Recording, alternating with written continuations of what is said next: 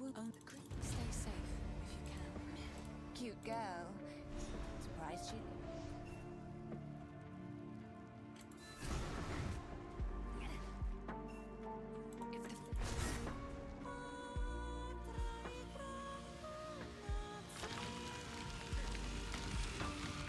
The old magic still applies.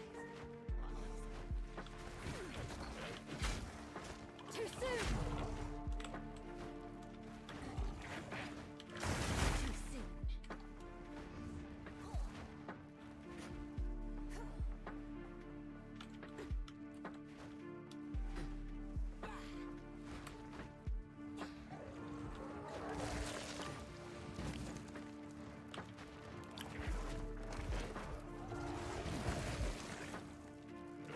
Hey, what's up, Archery? How you doing, man?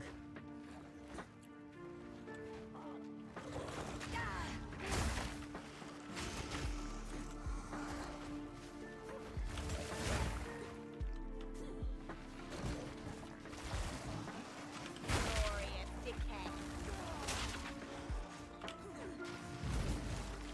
Soon. Hey, what's up, Vayala? How's PoE 1 going for you?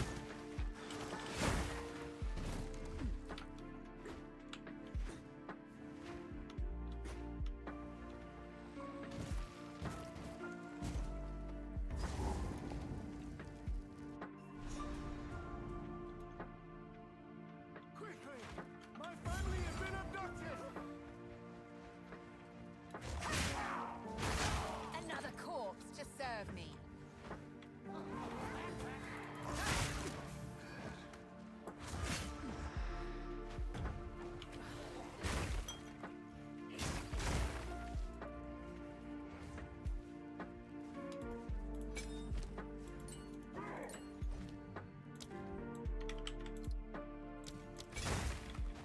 That explains that. I mean, nothing. It's just bleed Thorns. But, you know. Bloodmage has the Ascendancy passive where your elemental damage contributes to bleed, so your Lightning Thorns, you know, normally with bleed you can only use physical, but make sure Lightning Thorns also apply to the bleed, so ends up just making bleed Thorns a little bit easier to build into.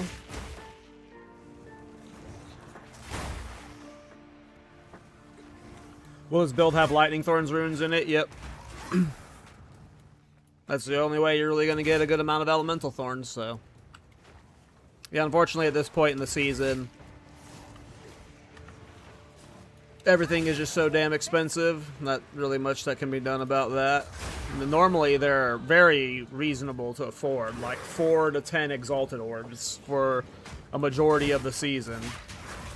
But because, one, they always go up in price towards the end of the league because they're from a very specific map that not many people run. So at this point in the league, who's running the unique map that it drops from, right? Like, who goes out of their way to do that map? I guess if you know that a tithing sells for 50-ish divines, you could like hit everyone up, but they are very expensive because just people stop farming them late in the league. You know, it's not like there's too many Thorns players. But yes, it is Elemental Bleed Thorns, so we will be using the tithings, of course.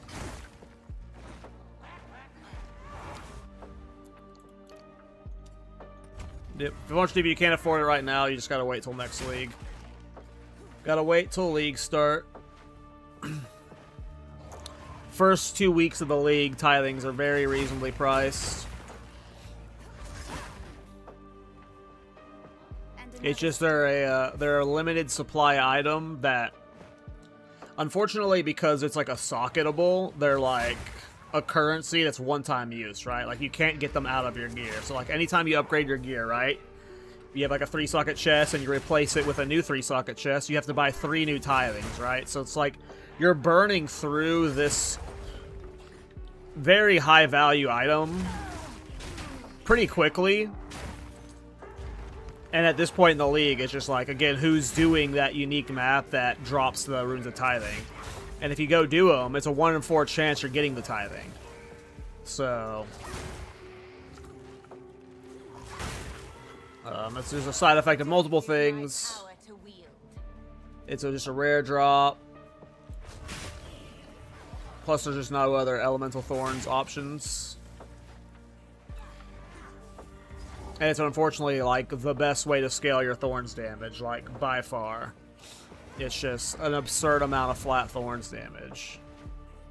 Where the fuck?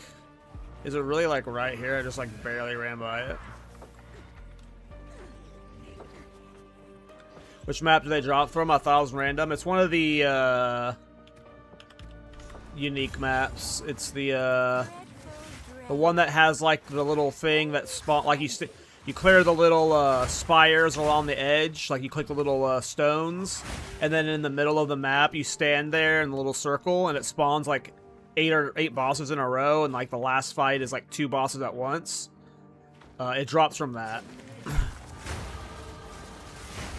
And it's a 1 in 4 chance, I believe. There's 4 runes that can drop there, and it's just a 25% chance to get the rune of tithing, as far as I know.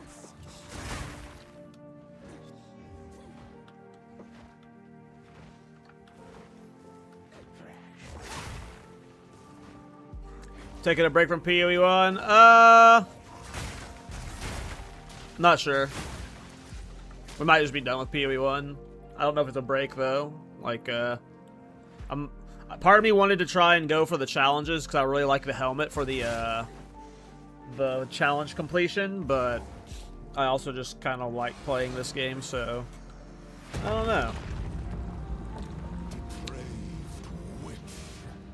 You are not long for this world.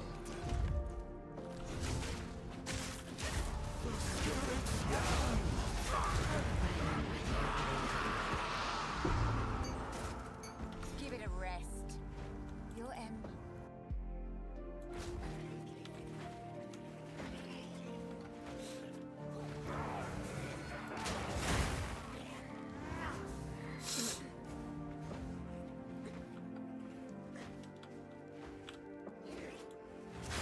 Lovely.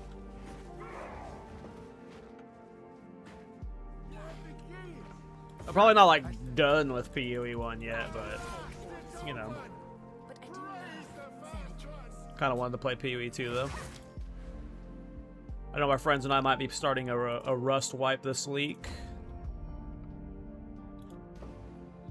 so you know it'll be playing a lot less PoE 1, but I'll probably keep streaming PoE 2 every day. The family of Count Lachlan of Ogham. My family. This doesn't make any sense. They're dead. Those bastard Eternals. I must make them pay. I must make them suffer.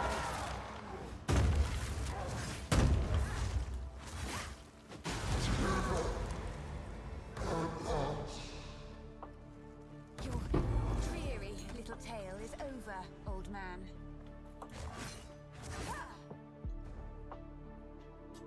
Yep, you're just playing a Bleed Thorns character though. I think it'll go well. Life and death are well balanced. The hunt begins. Disgusting.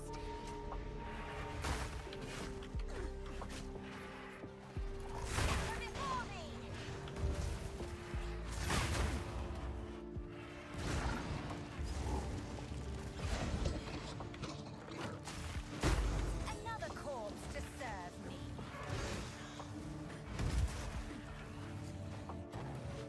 I don't know how tanky it'll ultimately be, but I'm excited to see what the Bleed Thorns DPS looks like.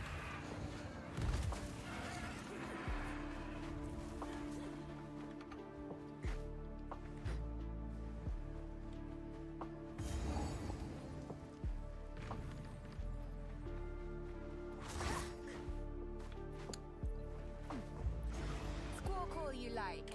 Soon you'll be dead.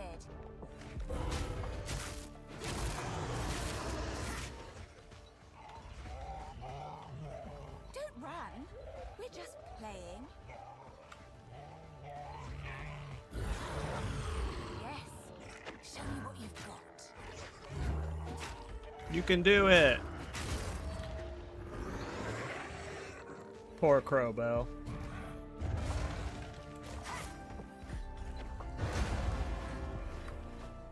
No, I had a good time playing the PoE 1 patch. I'm still probably going to keep playing it a little bit here and there. You know.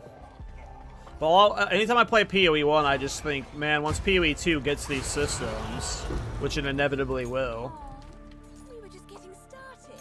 it's going to be an S tier game. Like an SS+++, like the S's of tier game.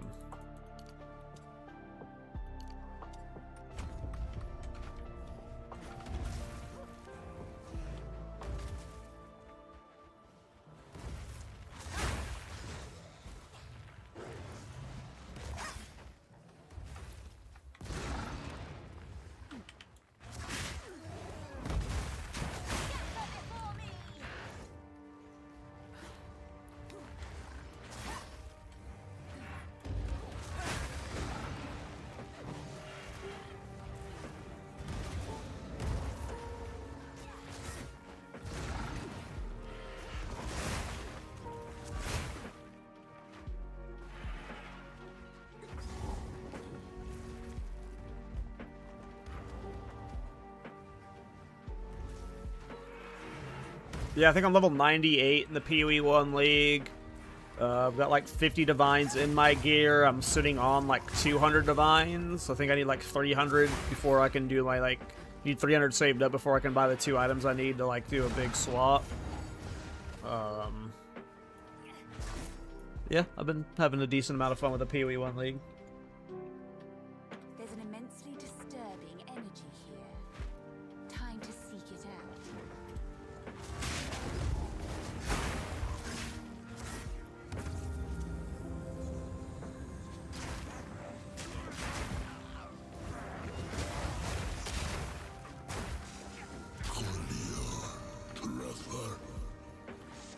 Don't whisper at me from the dark. I am the shadows. Okay, we're level 9. I think we get boots at 11, helmet 16. We got a couple fun spears we're gonna try out. I have fun ideas. I have fun ideas for how we can make this cool.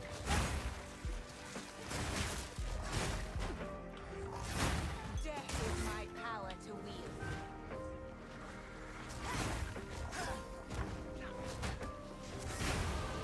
Inspiration and improvement.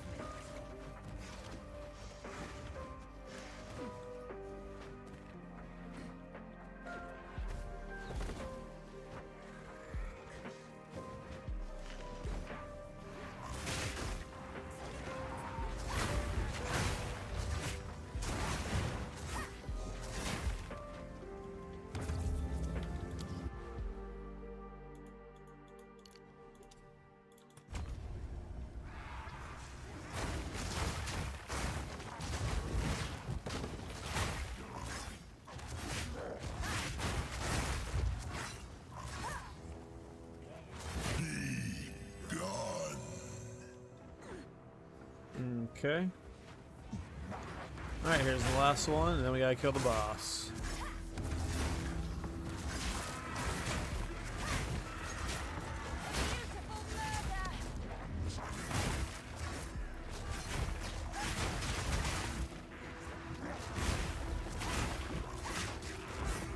Hey, what's up, Blaze? How are you doing?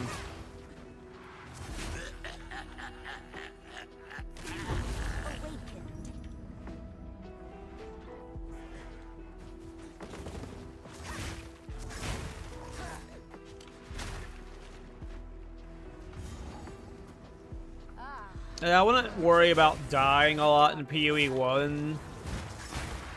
Vela, I see like when I watch like even like the best players like Fubgun and shit, like they die all the time. Even in their like super juice, like it's only like specific hardcore builds and like players that are like unkillable. But obviously, when you don't know the mechanics, you're gonna die a little bit more. But honestly, feels like PoE 1 is pretty rippy. Or at least people play it in a rippy way. Obviously, you can play it tanky and slow, but a lot of people just like kind of play it accepting deaths. I don't know if it's gonna be. I mean, it could be cool. It'll just be another Thorns build, though. So you know, another flavor of Thorns.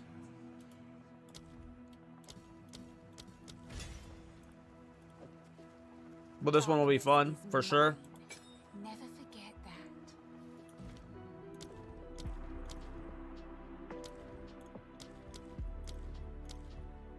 that. That's the wrong one.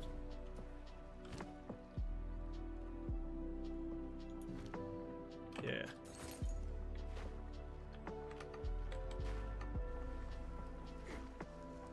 Oh, yeah. That'll happen, though. Yeah, we're just trying to bleed Thorns on a Bloodmage. Bloodmage has a few little ascendancy passives that are cool for this build. It's got the elemental damage applies to bleed, so normally, like, I've done bleed Thorns build before, but like on a ritualist, and a few other ascendancies, but like usually you only get to use like the physical Thorns aspect of your Thorns for the bleed. So usually you only use bleed for clearing because you only need a little bit of bleed to get Herald of Blood to work, right? But with Bloodmage, when your elemental damage also applies the bleed magnitude, that means that your lightning Thorns, which is a large portion, usually over half of your Thorns damage is lightning damage. So it makes it a little bit more efficient to lean into build when the bleed, you know, when all of your Thorns damage is contributing to this. When you add on nodes like this over here, that make you have increased 15% increased bleed magnitude with critical hits when we have like 100% critical hit chance and shit, and then increased chance.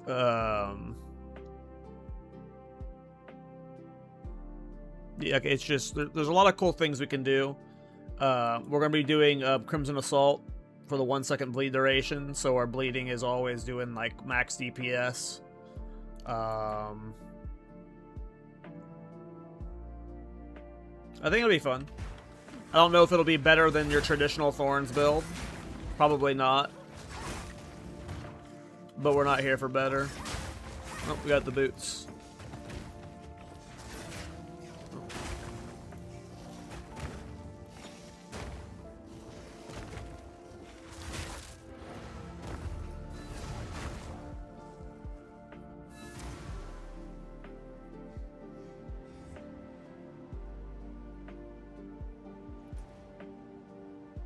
And then we're playing life stacking, which of course Bloodmage is fun for, so I think it'll be a good time. Better than your traditional Thorns build? I don't know. It depends on how much damage the bleed's doing, because there's also one thing to take into account. I do have Scythe of Spear, and aggravating any bleeding with this weapon also aggravates all ignite on the target. So like there is a weird world where we go like Avatar of Fire and do like ignite, bleed, Thorns with Scythe of Spear. Like there's a lot of like weird things this build could potentially do. We'll see how it goes. The forbidden books don't mention anything like this. I think bleed's pretty good. Once you use Herald of Blood with like the poison prolif, it's like got really good AoE, and then like it's just unfortunately like for most builds you just need to use physical damage and crit to make bleed work.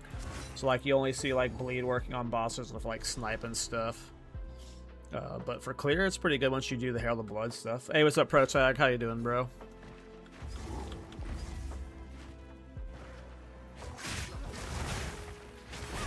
Another corpse to serve me.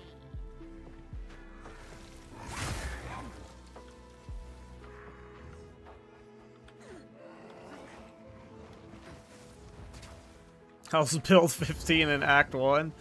You know what? This might actually be build 15. I mean, I'm playing with Twink Thorns gear, so when you have this many runes of tithing, you're going to one-shot everything. What a desperately boring home.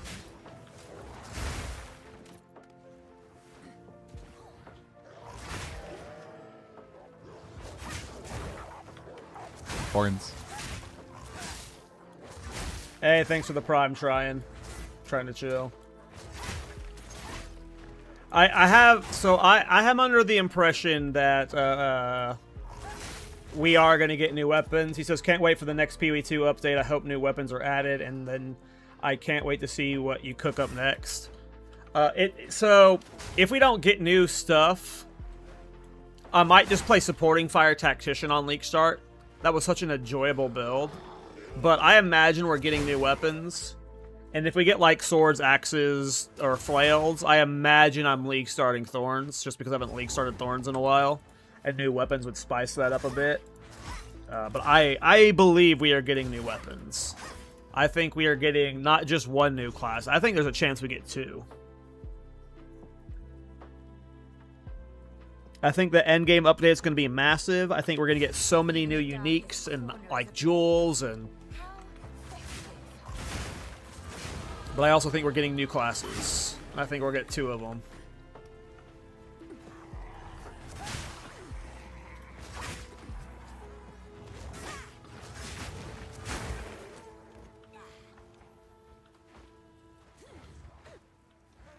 I think we're getting Templar and Marauder. I think we're getting flails and axes.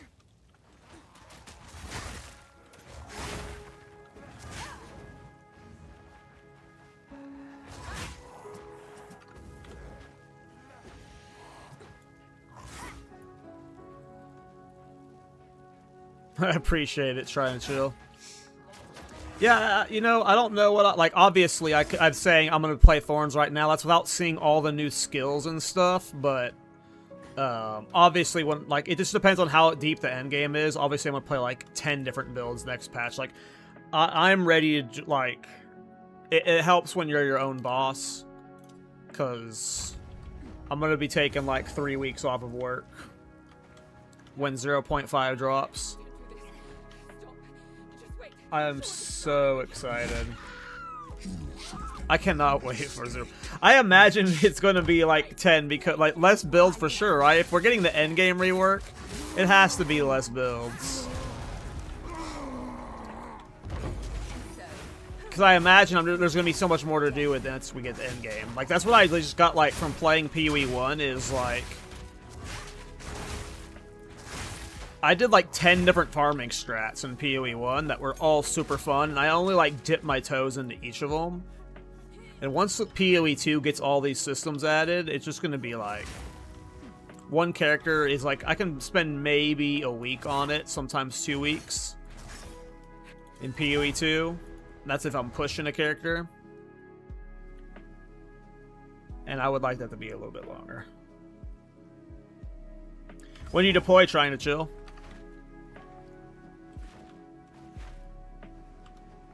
The feeling is end of April, early May is the vibe I'm getting from just people.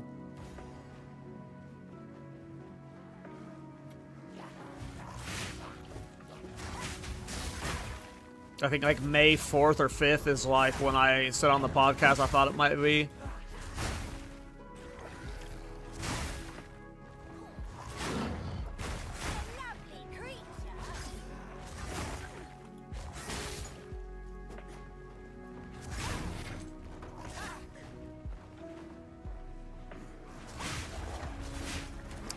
Yeah, I mean, I instantly am having, like, more, like, I'm playing Cyclone, like, but, like, click the move is just, like, it takes a lot out of me.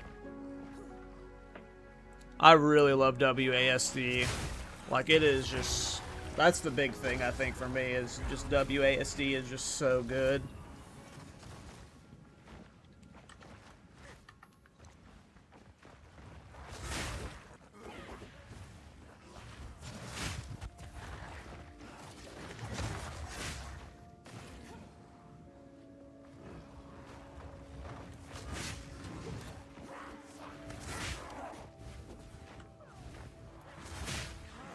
Like, the endgame systems are really cool in PoE 1. Like, I've done Beasts, I've done...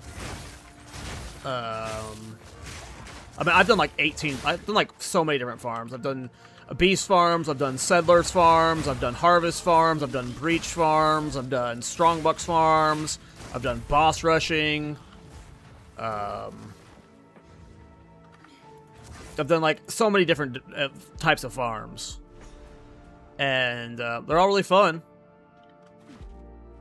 Super fun. Here I come, big bad wolf.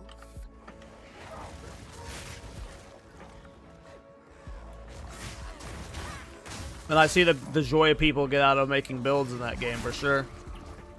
But yeah, I just... Whenever I'm playing PoE 1, I just get like, oh, okay, once this... Because, like, all this stuff that's awesome in PoE 1, it could, like, just be copy-pasted over to PoE 2 pretty easily. It just needs, like, all the systems added, and this game's just going to be freaking insanely good.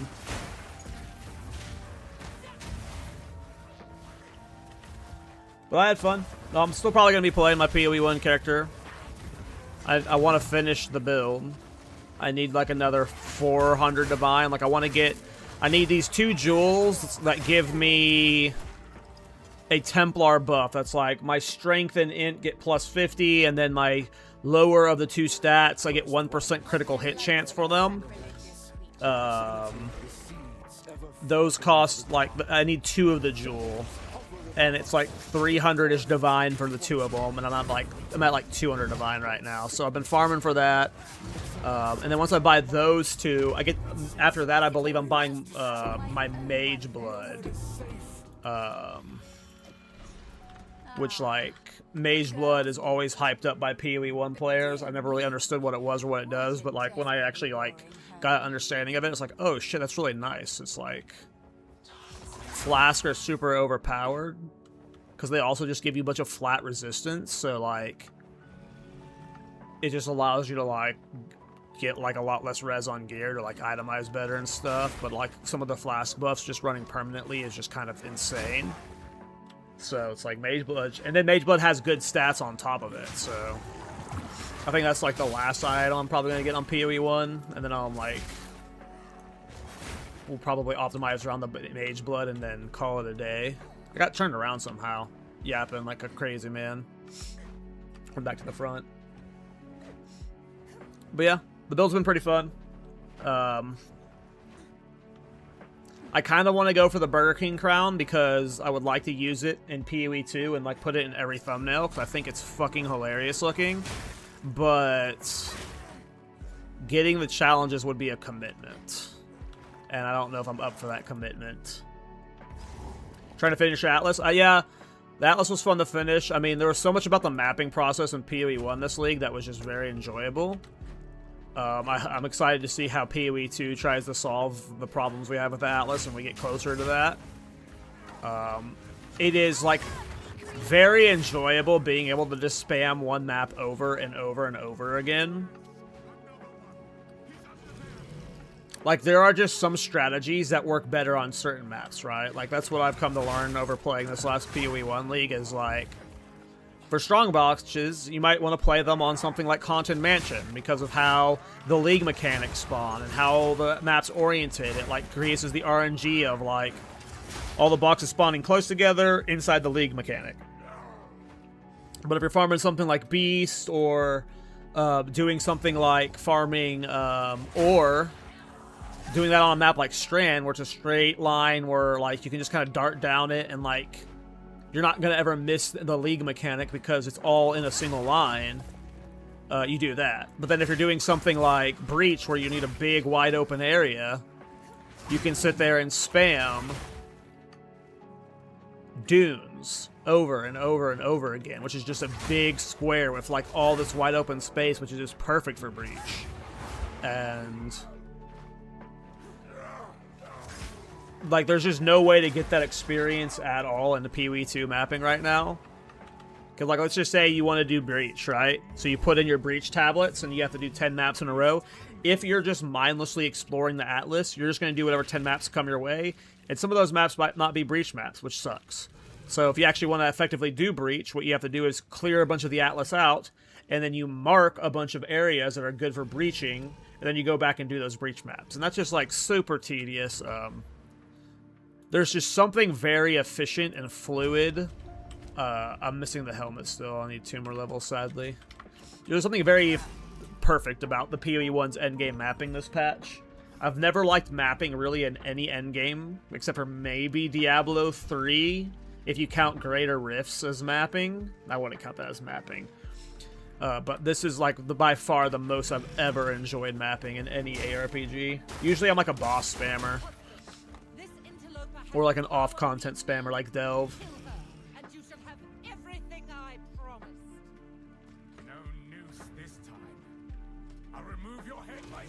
I mean, that's the thing. It's like, if you want to spam one map over and over, right? Let's just say in PoE 2, like, there's nothing to solve there in my mind, Vayela. Vayela says the problem is, if they do the same maps as PoE 1, how are they gonna do for Citadel hunts? So, like, that's not a problem that needs to be solved. If you, let's just say, like, there's a map that's perfect for Breach, right? Like, let's just say Dunes is in PoE 1. Or PoE 2. You want to spam Dunes for Breach. If I sit there at that Dunes for 3 hours, right, spamming it over and over, and I'm maximizing my Breach time, cool. That's good for my Breach, right?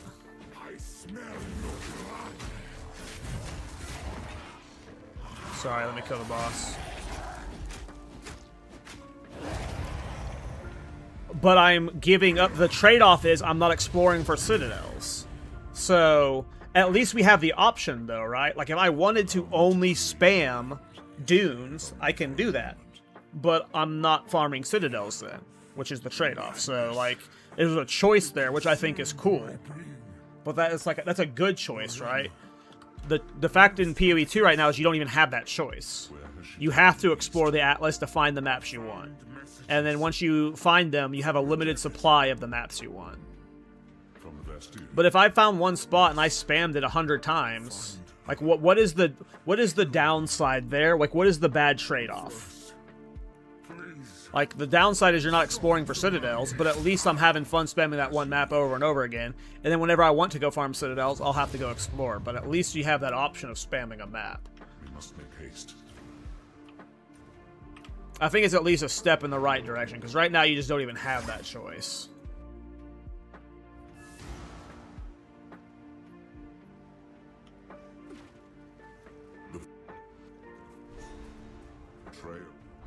The Countess has...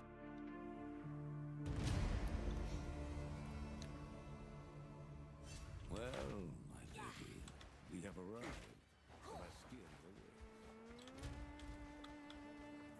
So, the Marrakech. Strong-minded women aplenty.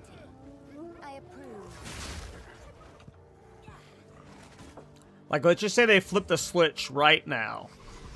In PoE 2, to where like you can now spam a non-unique location over and over. So non-unique means you can towers you can't spam over and over. Any of the unique like 5 locations that are like very weird, the weird maps. You can't do mini citadels, which is like the Jade Isles, the lineage support gem maps. And you can't do citadels and stuff. Like, you can't repeat those without using the tablet that lets you repeat them.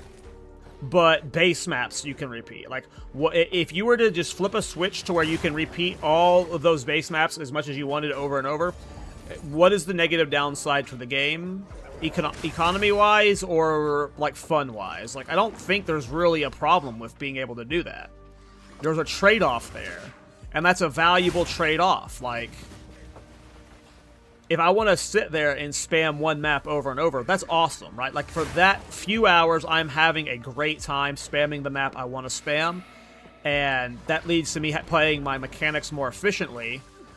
But that also means I'm not farming Citadels. So I'm not getting Citadel fragments, I'm not getting lineage support gems, I'm not that out there exploring the unique Citadel maps.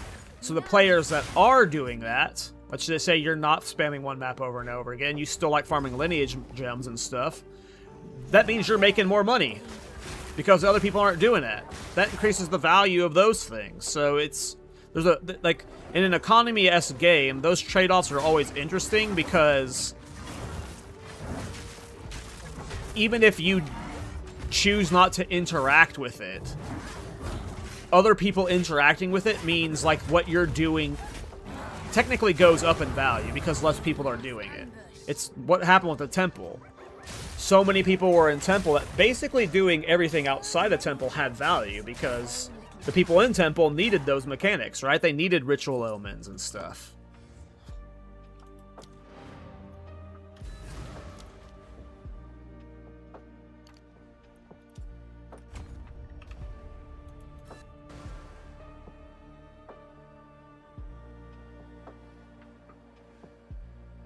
So it's because you haven't done that in PoE 1 yet, Vayella.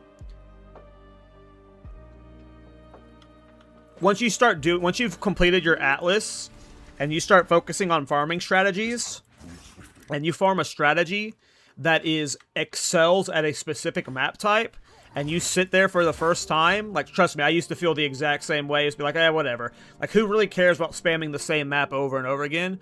Once you find something that's like, oh, I need to go turn in the thing. The passives. Once you've done it once, it'll like click in your head why that's like a good choice to have.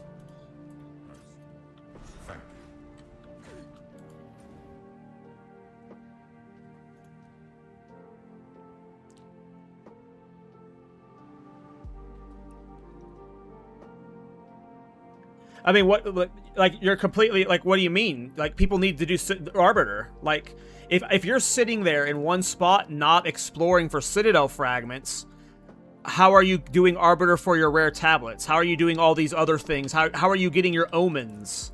How are you doing, like, if you're not exploring, how are you getting your lineage support gems, your Garukins and stuff, right? Like, sitting in one location, having the option to sit in location does not mean you're not going to still explore for Citadels. If you want your Rakiata's Flow, you're going to go explore for Citadels. If you want to do Uber Arbiter to get your rare tablets unlocked, you're going to go do Citadels. Like, the quest literally forces you, the map literally, or yeah, the quest chain literally forces you to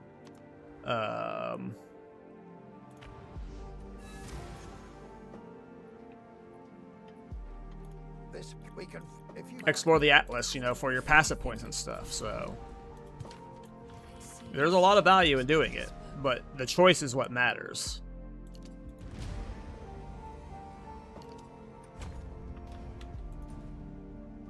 Because there are times you'll want to choose to sit there.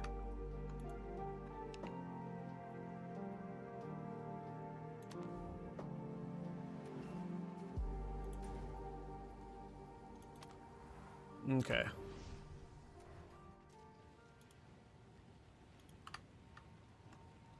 Sorry, I got space brain right now. It's late. Spontaneous random late night stream. I am a Sala. The remain afraid. Because that's how it's set up in PoE 1, Vayella. That's where it's like,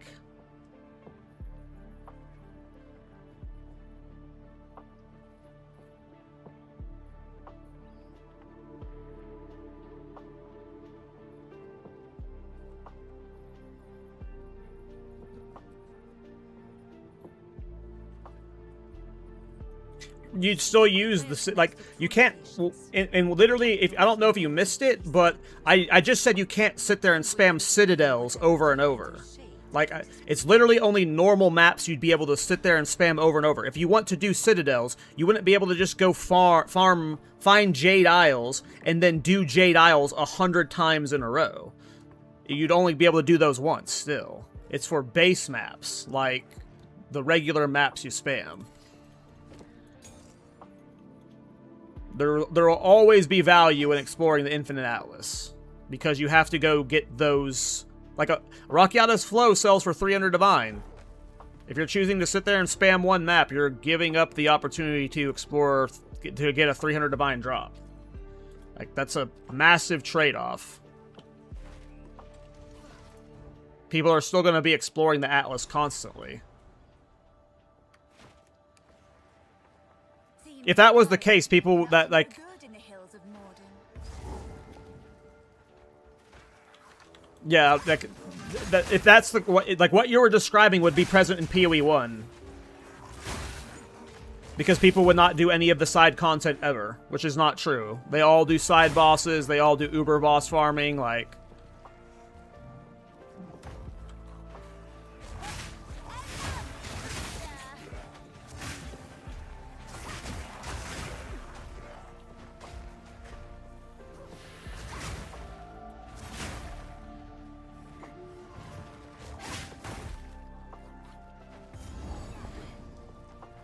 What level am I? Not 16 yet? Sheesh!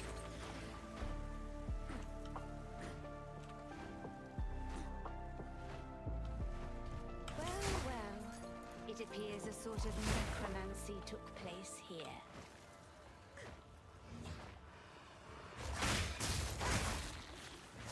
Like, I don't think Citadels would need a remake, because that's like the whole... Like, if you remade Citadels...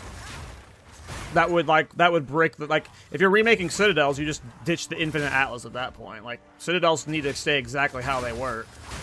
But, like, they are jackpots, you know? You're supposed to find them, and they give you a big reward.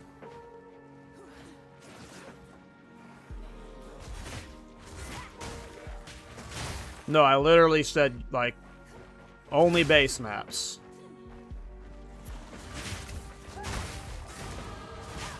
Yay! We got the good Thorns helmet on.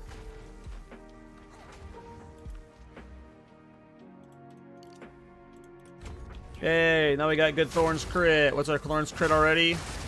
87%! Yay!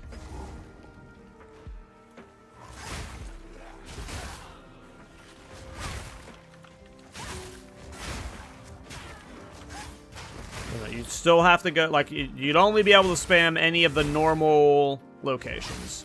Not towers, not the unique maps, not the lineage maps, not the citadels, nothing. Nothing fancy. But if I wanted to spam, only something like Confluence, right? Confluence is a normal map. If I wanted to sit there and do Confluence 100 times in a row for Breach, you know, the trade-off is I'm not finding Rakiata's flows doing that, but at least, you know, I'm doing a good map per Breach, and I'm having a good time doing that, you know.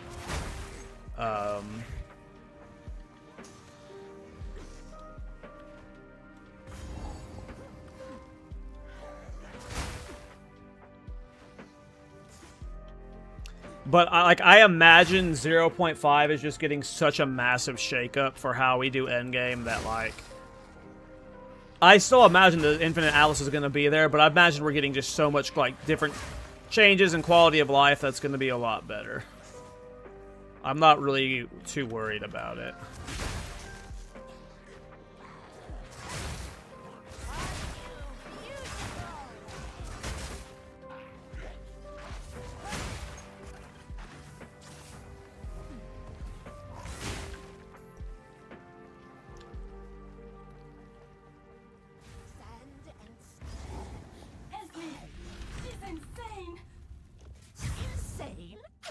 Perhaps that is true.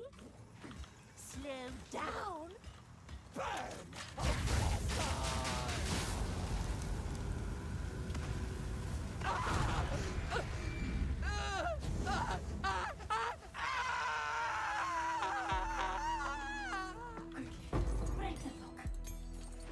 But, you know, after playing the new PoE 1 mapping, like, if they eventually ditch the Infinite Atlas, I wouldn't be upset. Like, for how much I enjoyed mapping in PoE 1 this patch, like, I honestly think that, like, that is, like, a near-perfect mapping system.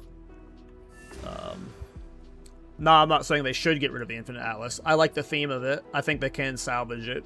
Like, I literally just think if you flip a switch to where you can spam normal locations over and over, it's exponentially better. But PoE 1, this league, is the first time I've ever really enjoyed mapping.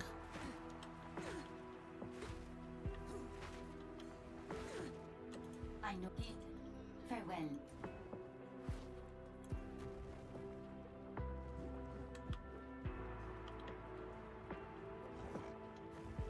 Not sure how to describe it.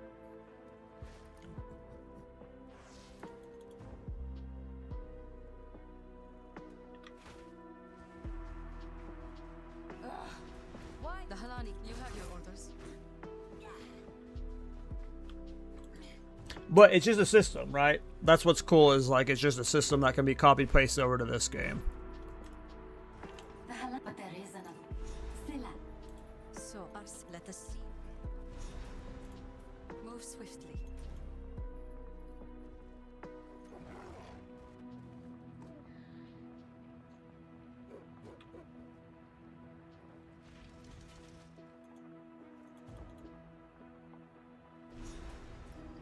I don't know what we're playing after this character. I don't know if we'll go back to the Dark Effigy character or we'll start hardcore solo self-found until 0.5. I am not sure.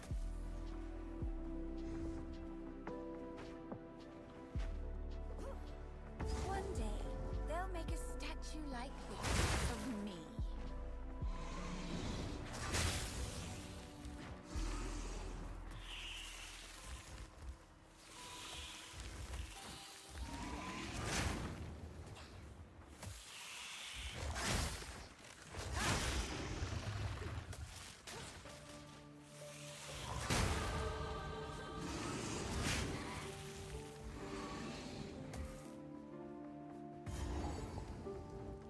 Someone.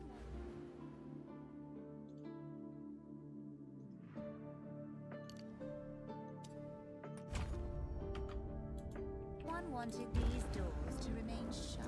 Hello, Babala. I'm sorry.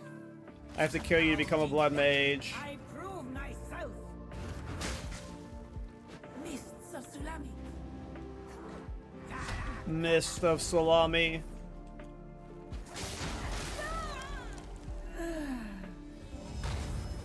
Give me that juice. A spirit in a coin. How fun.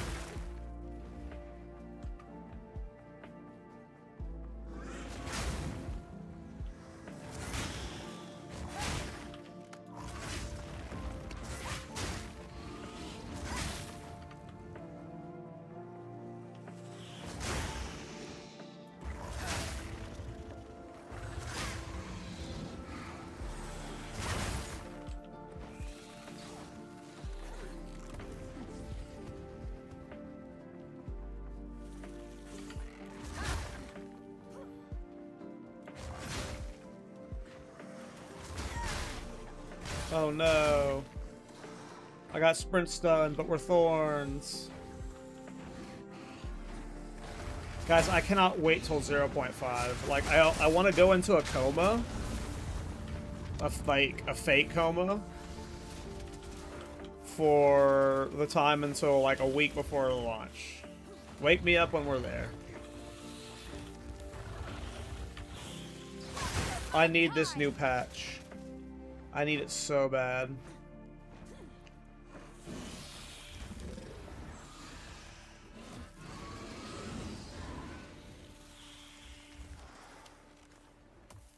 Let me put it into perspective for you how good this patch is going to be. Imagine this patch, but just better. Yeah. Insane. That's what 0.5 is going to be.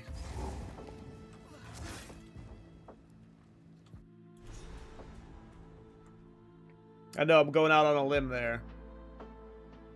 But just imagine it. This patch, this game, but with more stuff, Corpses. and it's better. Easy distraction. Hold them back when I open the gate.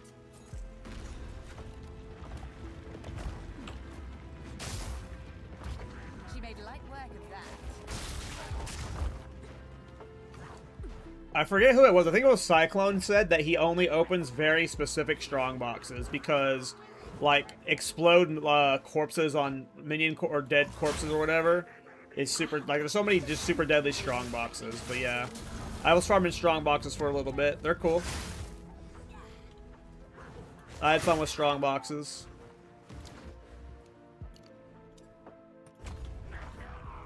But I only did them for like a half a day.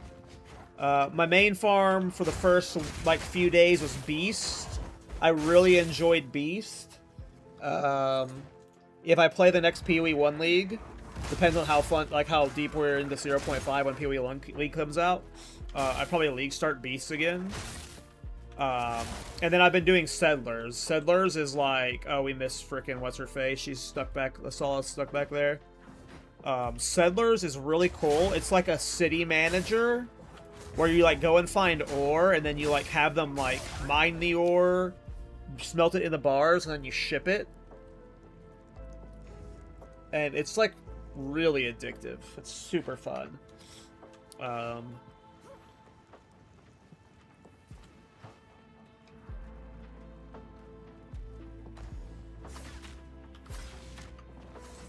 Yeah, unfortunately this market is pretty bad right now, Goliath. This was a, yeah. Very unfortunate. It feels almost like, yeah. Unless you have like a giga budget, it's hard to find weird off-meta items. Unless you know how to craft, which I don't.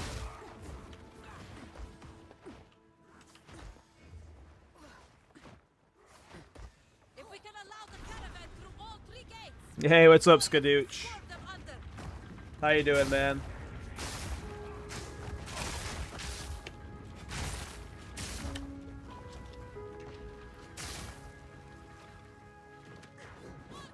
I mean, you can play the Doomfletch build. Just go look up what Miso Shiro did in 0.3 with Spiral Volley. He did a poison version. You can just play that build. Like, honestly, the Doomfletch build is cool because it's using a bunch of weird uniques, but it's not that good. Like, in comparison to a normal bow build, just, like, go play Miso Shiro's, like, 0.3 Spiral Volley poison build, and, like, that's probably, like, affordable and outperforms it, you know?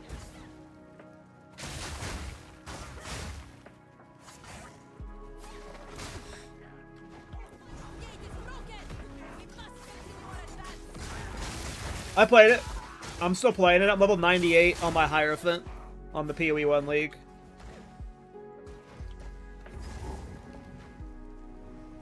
I think I'm level, yeah, I'm level 98. I got level 98 today.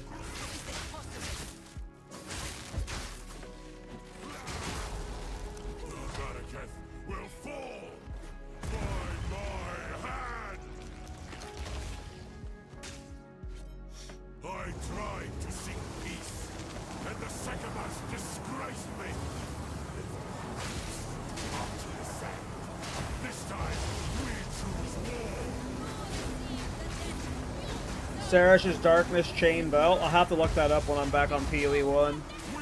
No, I've been having fun on PoE 1. I'm probably at like, there's like there's two jewels I need to buy. That like the combined cost of them is about 300 divine. I've got about 200 divine saved up right now. They give me, when I have both of them, they give me something called like Righteous Providence, which is like a huge crit boost for my build. And then after that, I need to buy a Mage Blood, so I need to farm like 500-ish more divines. I imagine it's going to take me like another week of playing until I finish the build. I don't think I'm going to be playing another character after that. I might try and complete the challenges. I'm not sure yet. I really like the helmet that you get from it, and you have to like get 36 out of 40 of the challenges. So part of me wants to go for the challenges once the build is more or less done, and hopefully it's good enough to just like brain off clear all the challenges. But right now I need like, I gotta farm a few, like 600 to 700 divine. I imagine it's gonna take me another week and a week and a half. And once that's done,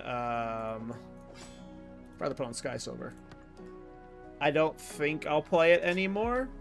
It just depends on if I go for the challenges. I definitely won't be playing another character. I almost started a new character today in PoE 1. That's why I'm playing this character.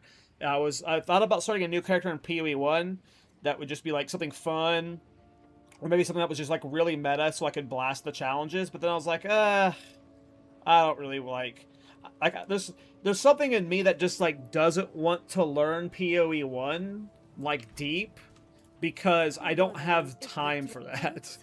I can't learn 2 games that are this deep, and like PoE 2 is just gonna get more deep over time. It's just like I just kind of want to master this game. So like if I just play like one tourist friendly build in PoE 1 each league, and then PoE 2 is my main game, you know. But yeah, I'm still playing. I had a good time.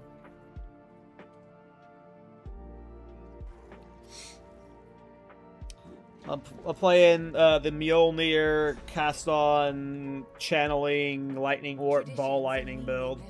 It's been a lot of fun. I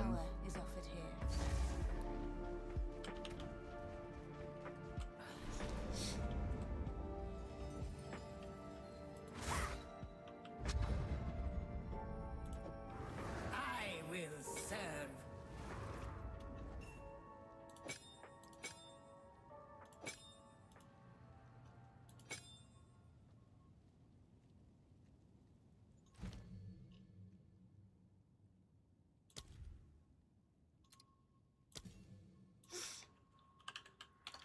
But yeah, I don't know.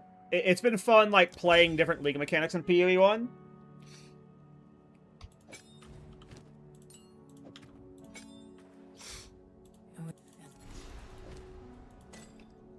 I really like Settlers. It's super fun playing Settlers, as weird as that sounds. I really like farming Beasts, too.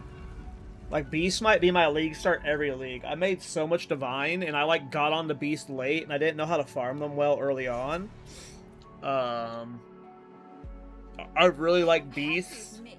I've decided that I fucking hate... Okay, what do you guys think is the league mechanic from PoE 1 that I fucking hate the most?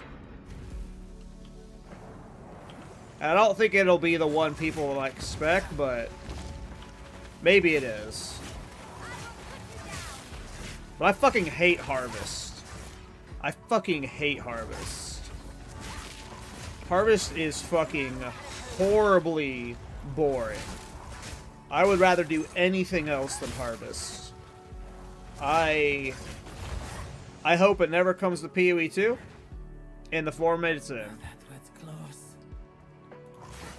I can confidently say that no matter what, any league going forward, I will not be playing Harvest again. I absolutely did not enjoy it. Heist is a good guess. Heist used to be it, but the thing about Heist is at least blueprint farming isn't dog shit. You can farm blueprints and get contracts very brain off. You just click the caches, you loot the markers. Markers sell, like, you can get a divine to a divine and a half per hour just clicking the rogue caches. Ritual has been disrupted. Oh, the joys of Thorns. A moment of respite. But the rest of the mechanic of Heist sucks ass.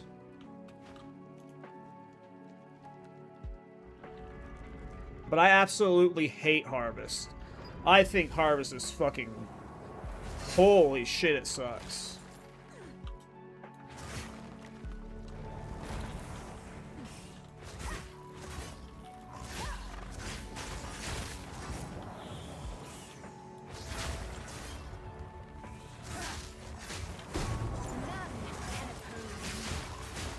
Yeah, I did a bit of Harvest farming for like 3 hours, and I just hated it. I just quit doing that. I did a lot of Breach farming. I really, really like PoE 1's Breach now. A lot. We might as well get this shit. We should get other stuff first. The new Pee-wee 1 breached this league specifically. Now we have the assless stuff changing it for its stuff. And its core. Like, I love the new breach. How does one acquire Ellie Thorns? It's super expensive right now because it's end of a league. And there's, like, just the rune you need for it is expensive. But you have to buy these, Rune of Tithing.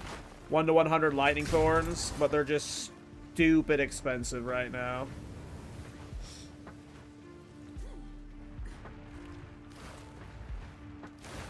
Obviously, I love Delve. I did a bit of delving. I think I'm at, like, depth 350 right now. Did I do any other mechanics? I didn't try Expedition or Ritual that... I didn't try Expedition at all. I didn't try Ritual at all. I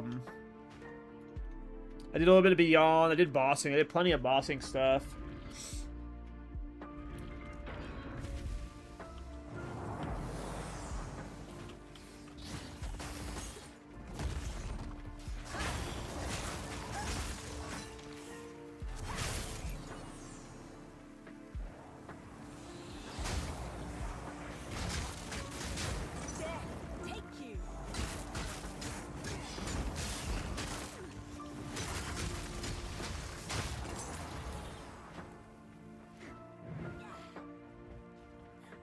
Swift magnificence.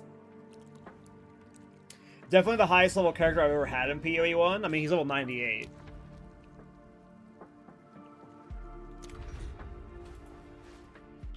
Might push him to 100. We'll see. Like I said, he still needs like 500 to 700 more Divine. It just depends on if the prices of these jewels keep going up as I slowly farm the Divine I need for them. And then after the 2 jewels I need, I think I need to buy like one more like cheapish jewel. I gotta re-itemize around Mage Blood, and then I need to get a Mage Blood. Which Mage Blood for the one that I want is probably like 150 Divine from what I saw. But right now I got a bunch of ore smelting, so... Even though I'm not playing PoE 1 right now, I am technically working towards my next 50 million shipment. I sent a 50 million shipment today. My first 50 million shipment. I got 2 mirror shards. And a handful of Divine and stuff.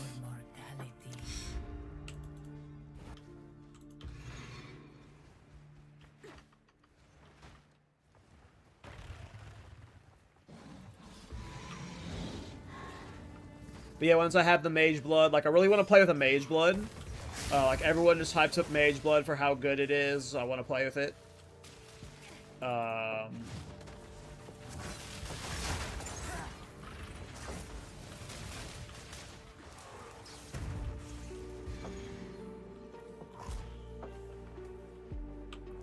So yeah, after Mage Blood, we'll see how I'm feeling about PoE 1 then. Because again, I want to try and, like, part of me wants to go for the challenges. I don't know if you guys have seen the helmet for the challenges, which, by the way, I really fucking hope we get challenges in PoE 2 soon. Like, obviously we're going to get them at some point, but I hope it's soon. Because challenges are fucking awesome. The foe ahead is formidable. Steel yourself. A formidable rock challenges me. Beware of the burst.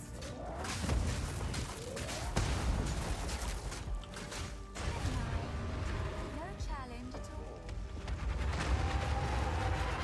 all. Alright, Bloodmage time. We that Bloodmage. We that Bloodmage.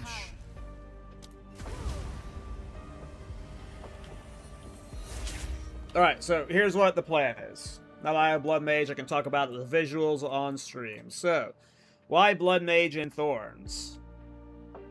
Well, one, we get the Life Remnant stuff.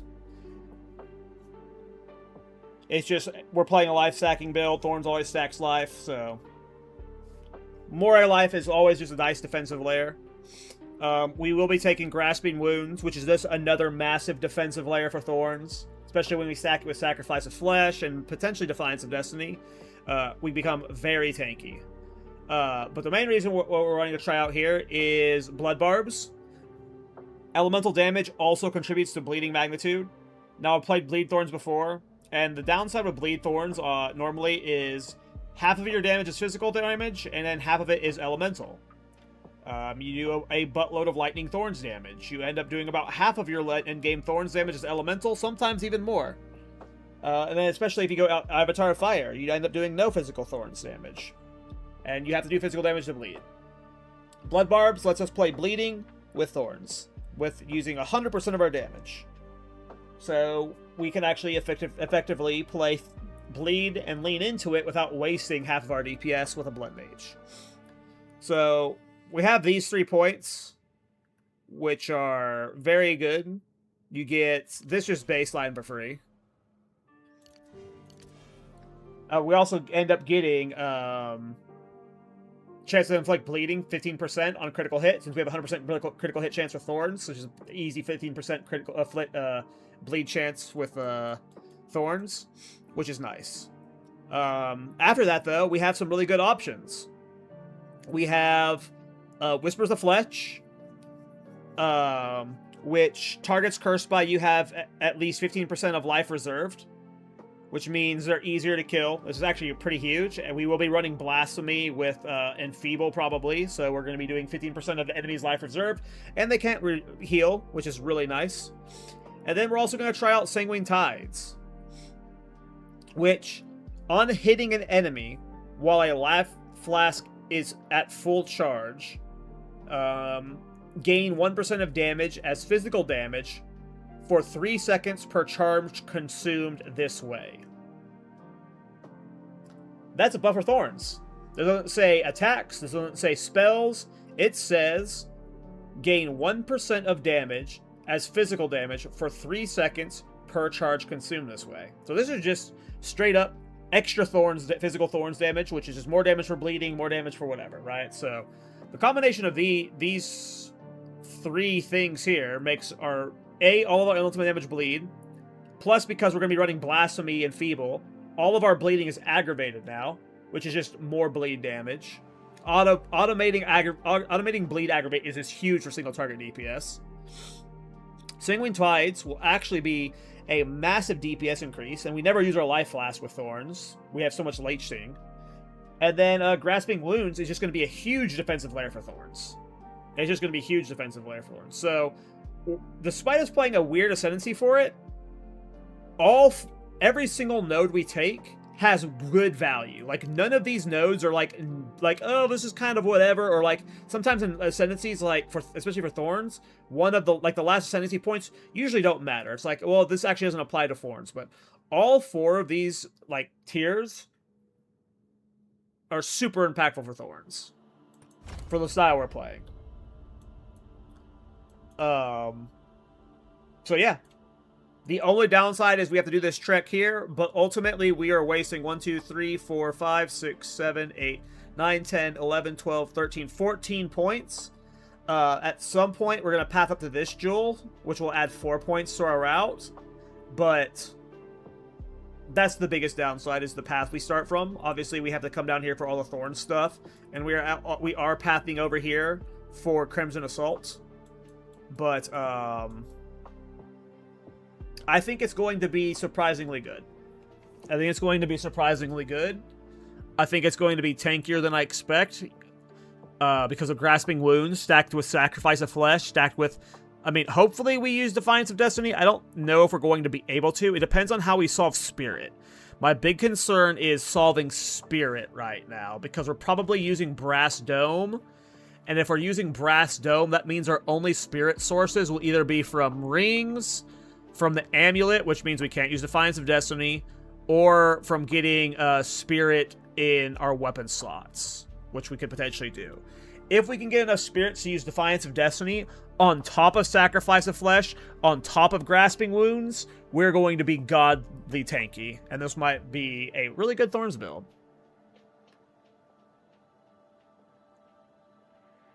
I have never played Miso's builds. I don't play newbie builds like Miso.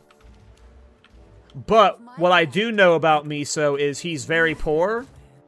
So his builds are always cheap.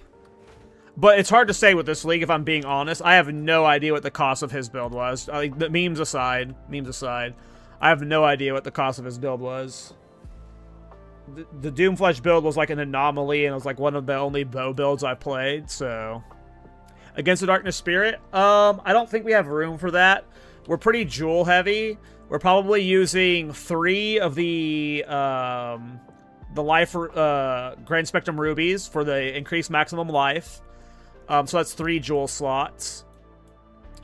We have to use the Sacrifice of Flesh one for the 4th one.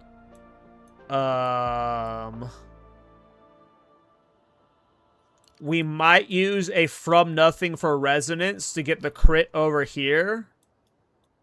And then we have the Prism of Belief for +3 levels for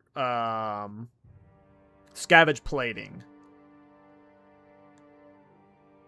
So, and if we did do it against the Darkness, it wouldn't get the best value because we wouldn't be like, I don't even know where you would put it to get good value at. Like, we're not like, there's no spot that we're going to that's a good against the Darkness spot without us forcing the Stray Bullet as wild. Listen, Miso knows he makes poor man builds.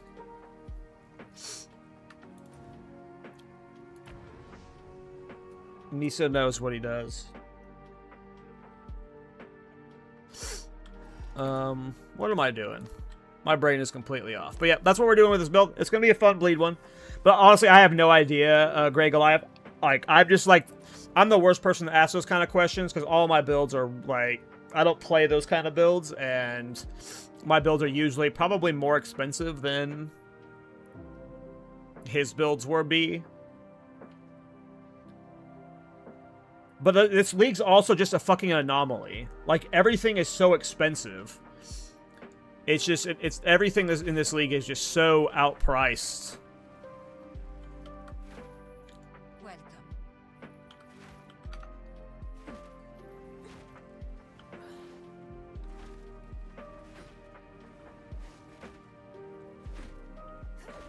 Did I do something wrong? What am I doing?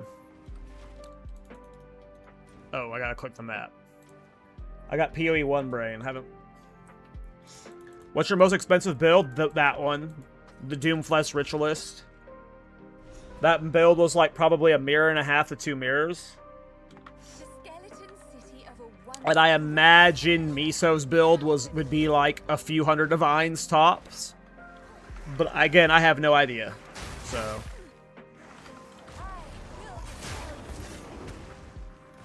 Temple indeed fucked everything up. The final beacon, almost within reach.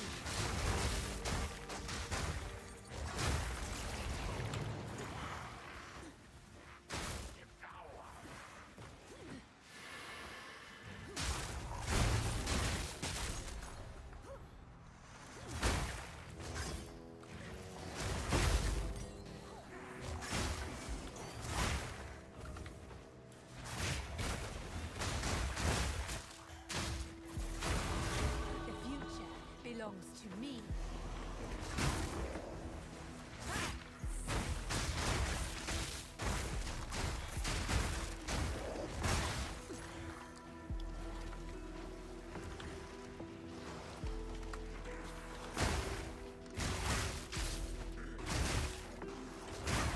Like, runes of tithing right now, the 1 to 100 lightning thorns runes, they're like 50 something divine.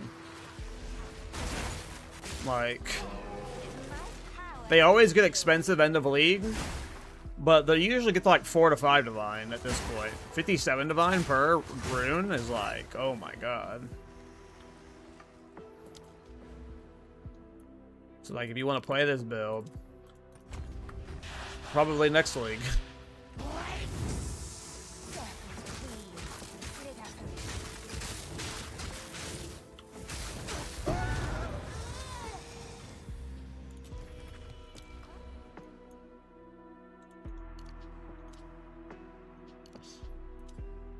Quiet your tongue, serpent.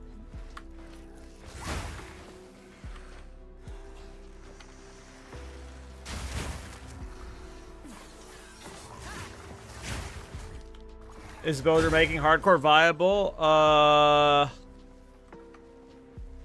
mean, no. I mean, yes and no. Like, people have killed Uber Arbiter naked. They have gotten to Uber Arbiter naked with no deaths. So, if you're a good enough player, every single build in this game is hardcore viable. But, no. It's a style where you have to take damage to deal damage. In a game that has a billion one-shots. And some bosses that just kind of suck for Thorns.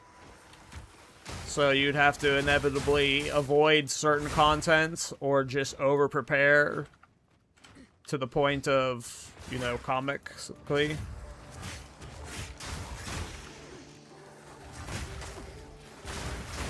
But, like, just at a surface level, a build where you have to get hit to deal damage,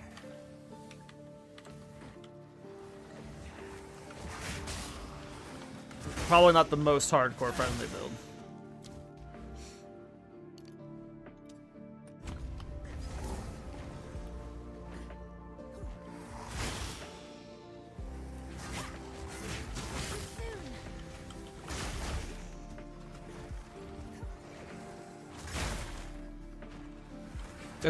Especially since you have to use 2 shitty low-level uniques that don't really help your defenses. They just make Thorns function.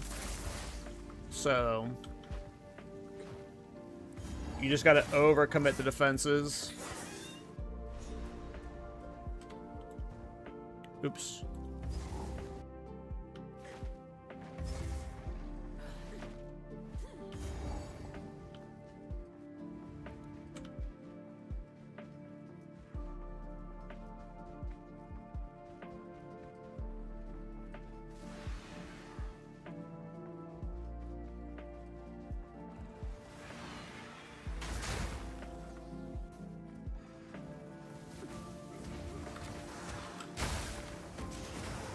Shields 26. Rings 30. Amulets 24. Belts 31. New spears 33. Okay.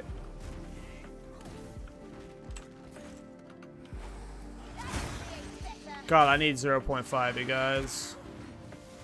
I need a fresh slate.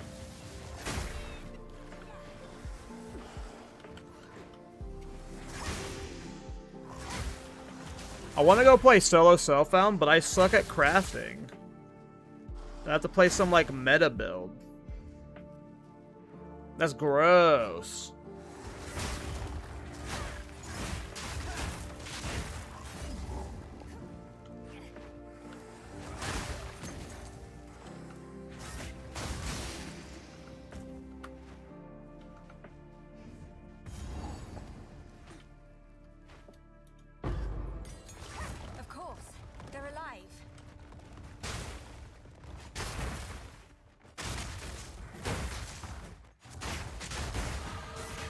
We don't play meta builds here. We don't play slutty meta builds here. And that's what I feel like you have to play in solo Self-Found if you don't know how to craft. I don't know how to craft. I'm a noob.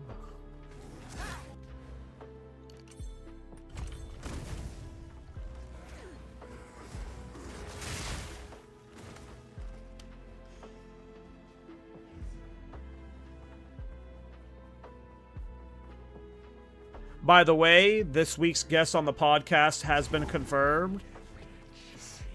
We have Barricade coming on, which I am super excited about. Barricade has always seemed like just an awful, Jesus, an awesome and wonderful guy. I'm super excited to talk about him. He's been playing a lot of Diablo 2. He skipped this PoE 1 league, so him and Rabbit are going to be talking about Diablo 2 over a little bit, talking about like what they're enjoying about it and what they would like to like, the aspects of it they enjoy that are seemingly missing from PoE 2, and then we're going to be talking about a lot of PoE 2 stuff, obviously, because PoE 2 podcasts.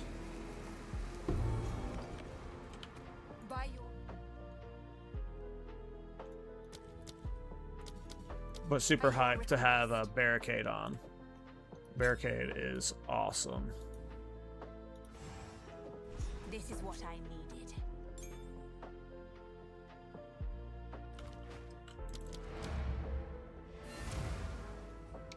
And I believe that is this Thursday. I think at our normal time. Not 100% locked in yet. But I think at our normal time. Next week, so this Thursday will be Barricade. Next Thursday is Talkative Try. The Thursday after that is Crimson Cast. And then I think the Thursday after that is Alcohol. So we got a stellar like month of podcasts coming up. Yeah, Barricade apparently, like I emailed Barricade. I was like, hey man, we'd love to have you on the podcast this week if you're interested. Talk about this, like talk about the Mirage League and PoE 2 with us. And he was like, I would love to come on, but I actually haven't been playing PoE 1 at all. I've only been playing Diablo 2. And it's like, it's funny, at the beginning of last episode, I tried to give like Rabbit his moment to like rant about Diablo 2 and tell us how much he's enjoying it, but he like only did it for like 2 minutes and then transitioned us to PoE 1. Or PoE 1 talk, which is fine because of the the guests we had on and stuff. But I tried to give him an opportunity this last week with Jorgen episode to like really just yap about PoE or Diablo 2, and he didn't really take the opportunity. So, which is kind of good though. It ended up working out because we have Barricade on this week, who is playing Diablo 2 like crazy. So, it ended up being working out that way, working out better. Love the Jorgen episode. That guy is the GOAT. He is like potentially my favorite creator, like as a person. Like the dude was like super nice to me when I first started making content with PoE 2. He was incredibly kind to me during the whole tourist drama bullshit. He was like the first one that like reached out and was immediately like, hey man, this will blow over. It is not near as big as a deal as it must feel, and just weather the storm.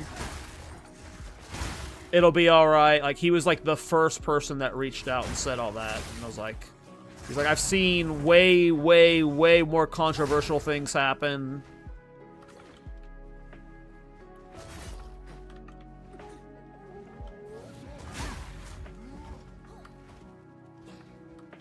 That were taken less seriously. This was just being magnified due to like the timing and like other things. And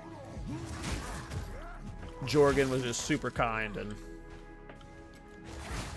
then, of course, he's a Delve guy. I love Delve, so that just makes him even better. And then, yeah. I'm very excited to hang out with him at Exile Con.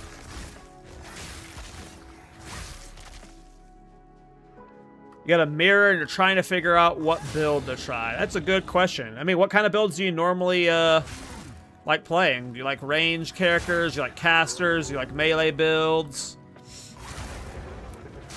A mirror can get you kind of a lot, like most builds.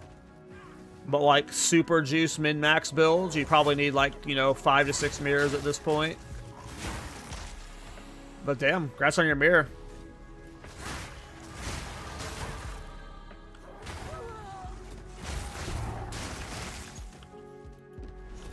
Same Goliath. I am just on autopilot until 0.5 comes out.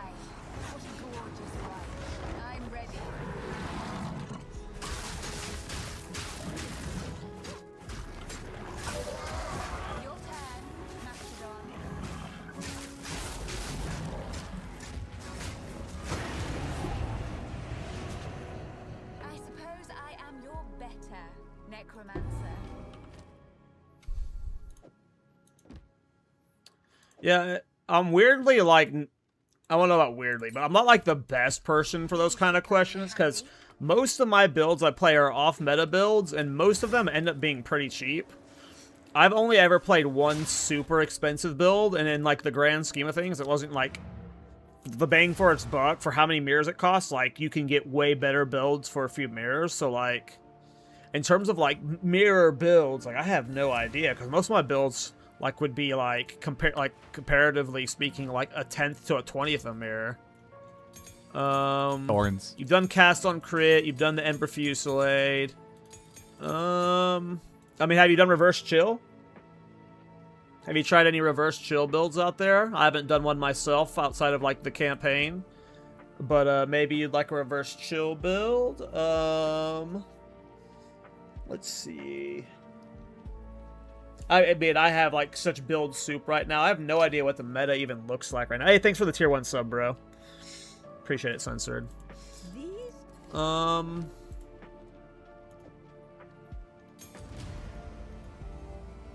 Yeah, it just sucks because like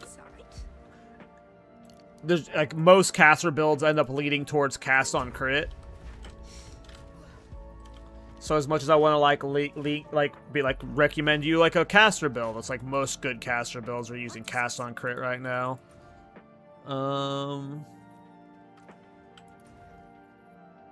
I mean, I was about to say, like, you can go try looking up Prada's Galvanic Shards build. I don't know if you've played that. It's a really fun crossbow build.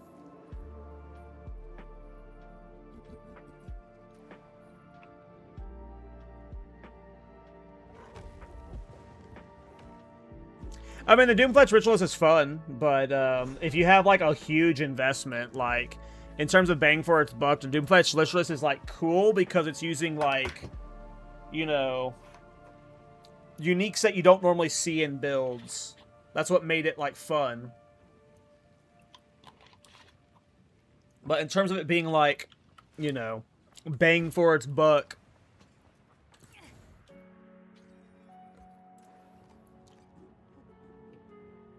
I would not, like, recommend it as, like, a value build.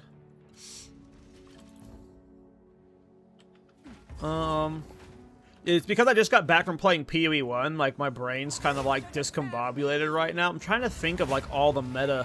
Let me think about the podcast. What cool builds have we seen recently?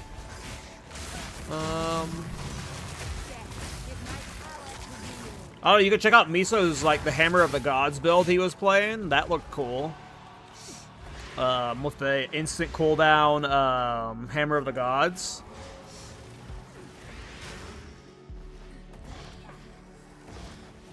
How much is the Hammer of the Gods Prism right now? Because I remember it being,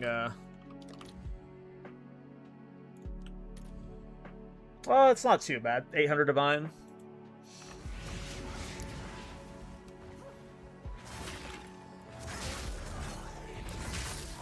The oil grenade build from Jungron is cool too. If you want like a really good tempo blaster, if you can handle that kind of lag, and it's definitely gone next patch, like 1000%, like confirmed it's gone next patch. So, yeah, check out Jung's oil grenade build. And the reason why I know it's confirmed gone next patch is because they've banned it from being played in the speedruns that are coming up.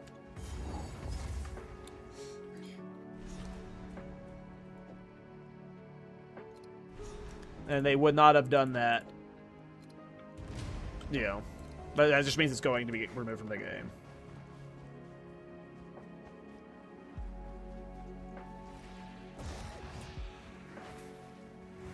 If you're committed to Huntress...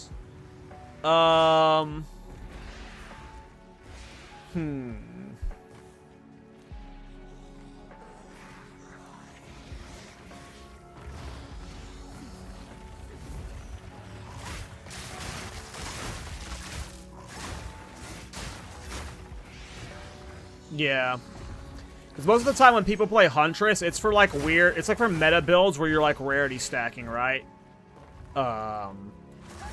So you're just like, you're using like a normal skill like Spark or like, you know, Lightning Arrow, Lightning Spear, where you just want the 3 rings for like the added attack damage, stats, and then rarity stacking.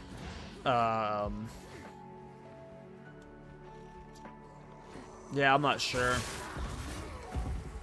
90% of my builds I play are like warrior and mercenary builds, so my Doomfletch Ritualist was, I think, my first Ritualist of the patch. Lightning Spear is awesome too. I've never played a Lightning Spear build. Lightning Warp 2 is awesome. Lightning Warp's really fun. I'm playing Lightning Warp in PoE 1 right now. My Mjolnir build's been a lot of fun in PoE 1. Like, the moment, like, I started playing it, I was like, oh, this is gonna...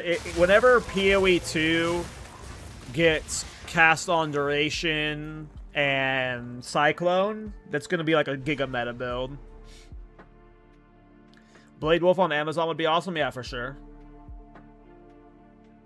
Yeah, I mean, any attack skill that can accuracy sack with Amazon is going to do well.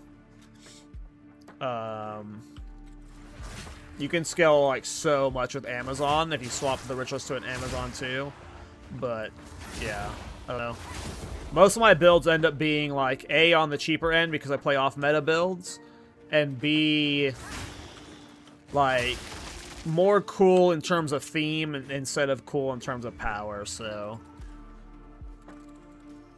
I'm always a bad judge on like what's a good mirror build, you know, what's a good expensive build. I honestly don't know.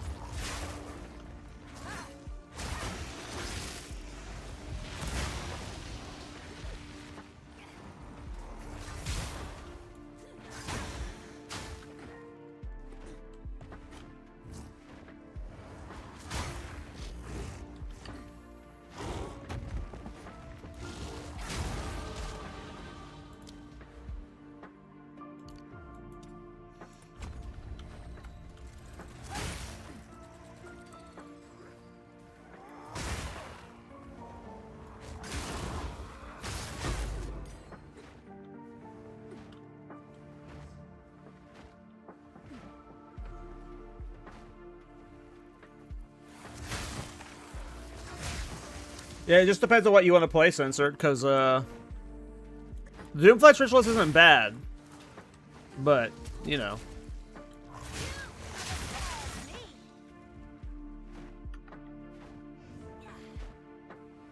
You think we'll start seeing teasers once April starts? No. I don't think we're getting teasers until the end of April. I think, what's the date? I think my prediction was like May like 8th for the release date. Something like that. So I don't think we'll start seeing teasers until like the end of April. Because that's what Jonathan said. Was we're going to start getting information for the next PoE 2 league towards the end of April. In that Chinese video. Where he talked to the Chinese fans. So I for some reason I'm assuming early May.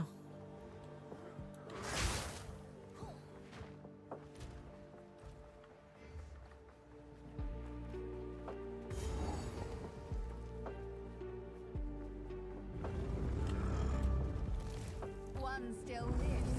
For now. Well, they're really good at the announcements too, so that also helps.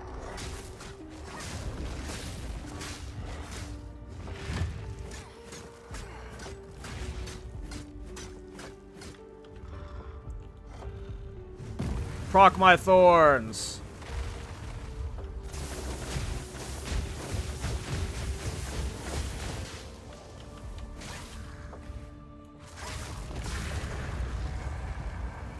You're quite possibly my largest victim. Farewell. Oh.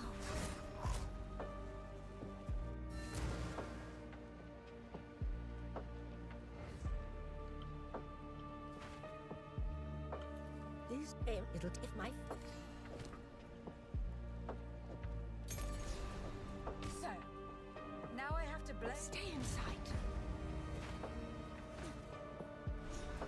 Yeah, they're playing a Twister build also. Move swiftly. I've always wanted to play a Twister build.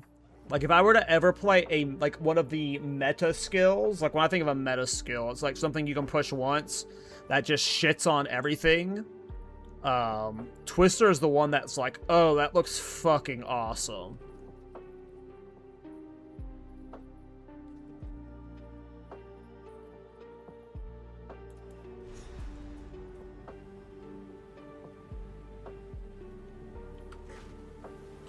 This whole operation would be more efficient if they were dead.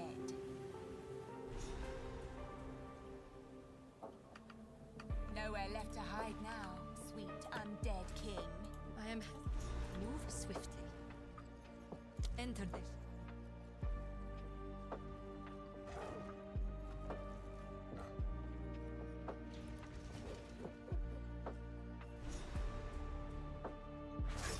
So this is how they bury. Obviously, I want 0.5 as soon as possible. I am so ready for it.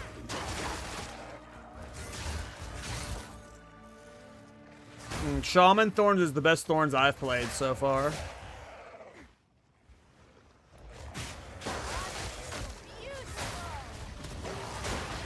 I think Titan is arguably comparable a lot of the journey, and sometimes better depending on your itemization. But I think overall Shaman's the best. Adaptation is just super good.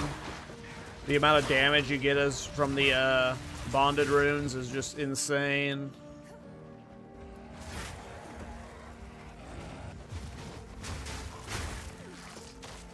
But there's a chance Bloodmage Thorns is really good.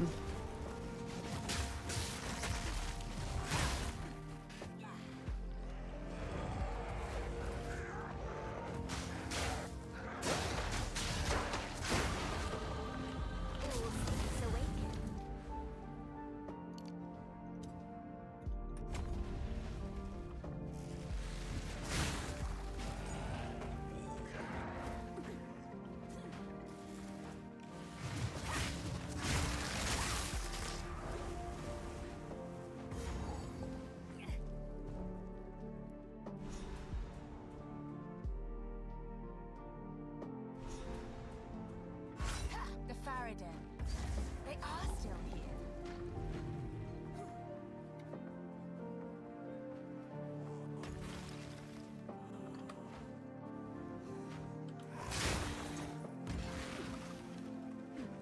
here. What's up, Shaq?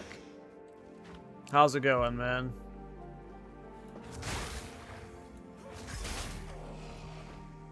Shaq, did you submit to the last the hideout contest? I think you submitted, right? Oh, no internet? That's awful.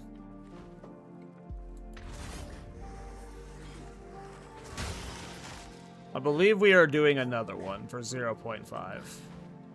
Another hideout contest.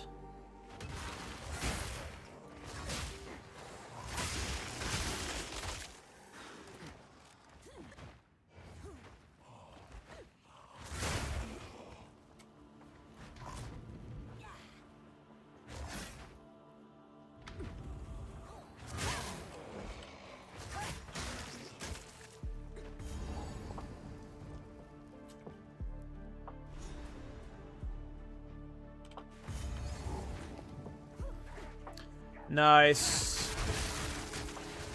Yeah. I don't know why I'm streaming this character right now. I just like kind of want to keep streaming PoE 2 up until 0.5.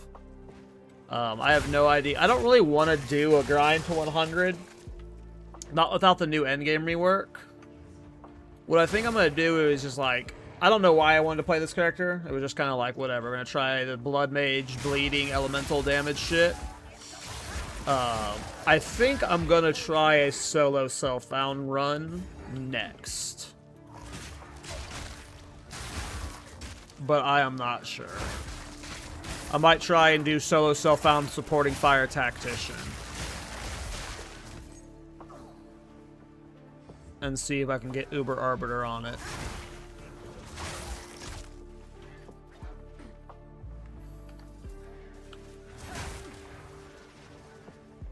Because, like, There's not much I want to test still for PoE 2 in terms of builds. Like, I've tried most of the builds. Did I get their lightning res? I did.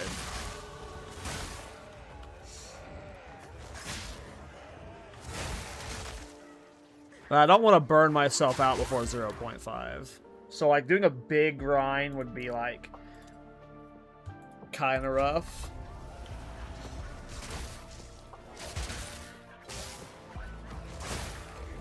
But maybe I play Supporting Fire Tactician and, like, Solo Spellbound and have fun doing that.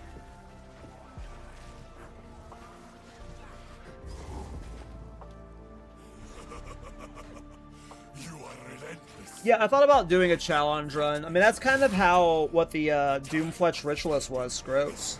The Doomfletch Ritualist was kind of like a challenge run. It was like, oh, let's make a build with these weird ass uniques, and then it ended up being a really fun build. So that was kind of a challenge run. But yeah, I've wanted to do a challenge run before.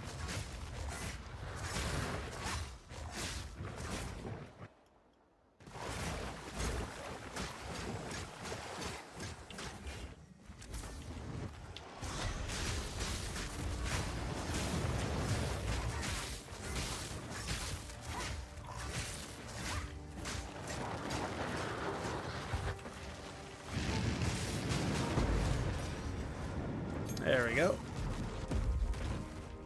One day, I'll bring you back to serve. And then, of course, I was playing that, I had started that shaman that I was doing the Dark Effigy build on, but then I got distracted by PoE 1, and then I thought about playing that character tonight. I was like, well, maybe I'll log into that Dark Effigy character, but then I was like, eh.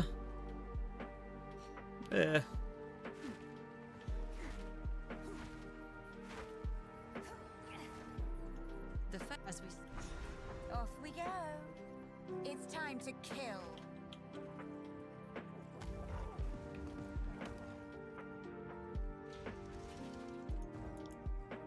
That sounds fun, chat. XP Shield Wall. I haven't played Shield Wall yet. Too OP. Yes, Too meta. we all know you are very brave. Probably gonna get buffed again, too.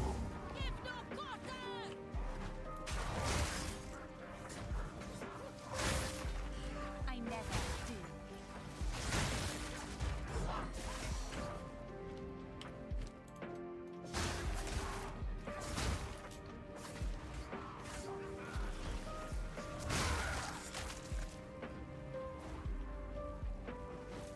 Yeah, plants are really nice. I think plants are like a better feeling EDCon because you have to aim less.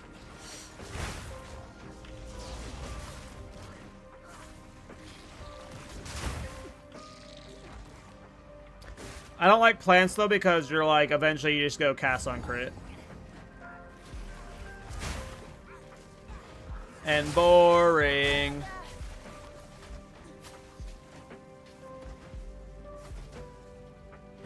Bleed is awesome. Bleed is probably my favorite ailment.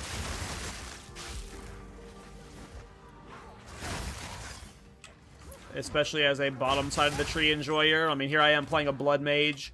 Here I am playing a Bloodmage and immediately going down to the bottom side of the tree. Classic. I will never blue boy.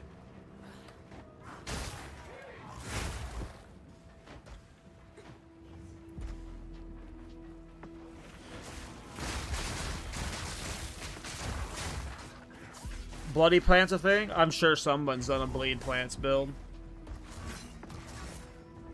I don't think it's good. Can't imagine it's very good.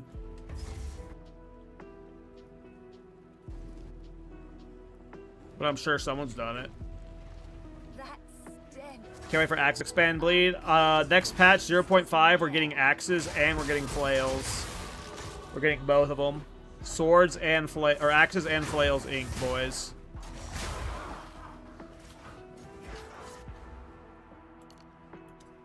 .5 gonna be huge.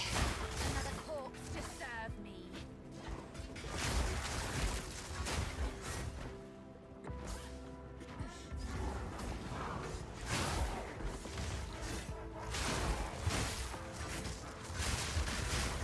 I'm only like 3% trolling. I'm mostly serious when I say that. I genuinely think we're at least getting one class next patch. And I have a feel like my guess is axes or flails.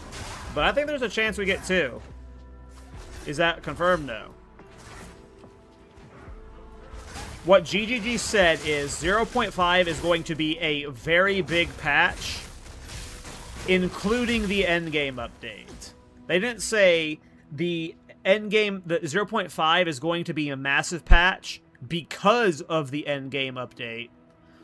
0.5 is going to be a big patch as well as having the endgame update. So there is a lot of, there's something more coming with 0.5 that's just the endgame update. It could be Act 5, it could be multiple ascendancies, it could be 100 new uniques. Like, I am letting GGG overhype me again, so. The fool under the hooded one's sway. And exactly, if the endgame was barely made it into the, like, if the endgame was supposed to be done for 0.5, that means, like, it was mostly done, so they've had so much cook time. Put an end to this nuisance.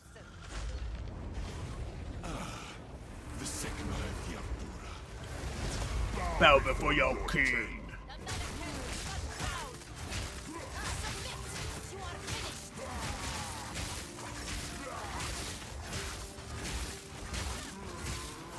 We're running out of time. End this.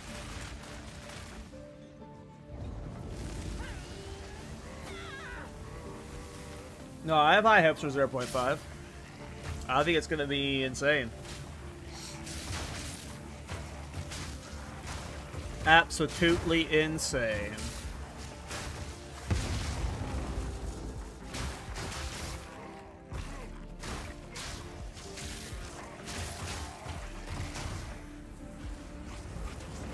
Well, it also helps that they have, like, 2 official teams now. They have the PoE 1 team, the PoE 2 team, and a group of team that the people that works, like, on both. But they actually have a functional PoE 1 team now. So, that's, like, the biggest thing, in my opinion.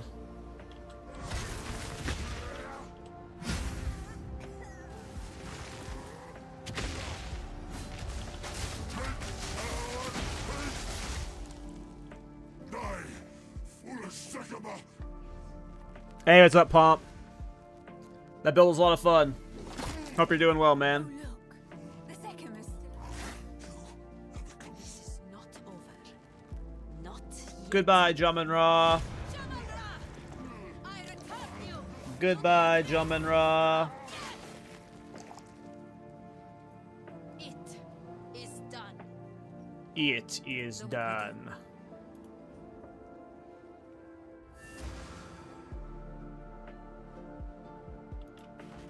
All right. So,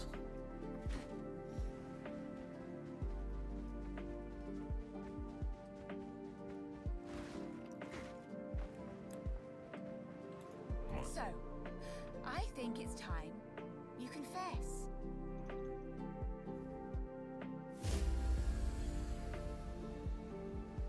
I am a god. I am the thief of the... It was all I... The be while I... I knew all along. For one vying for power, what better company to keep than a god? How much longer are you streaming tonight? Probably not much longer. Probably not much longer. Tonight was like a spontaneous late night stream. When I stream, it's usually in the morning, which I'll probably be streaming tomorrow morning. But no, I'll probably go into bed soon. I'm already kind of tired. Yes. I am not sure why I streamed at all tonight, to be honest. We can no longer contain...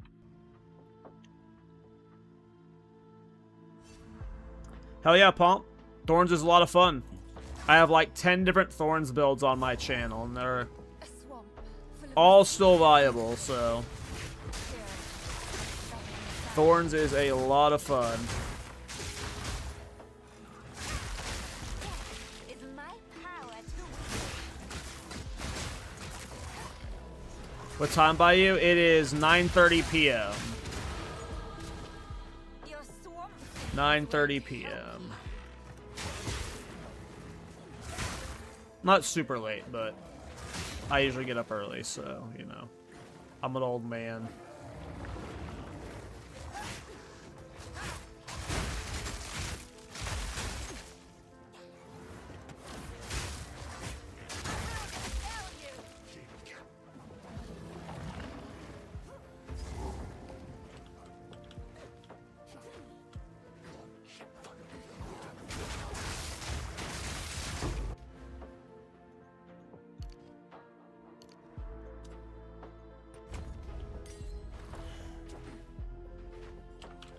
Oops.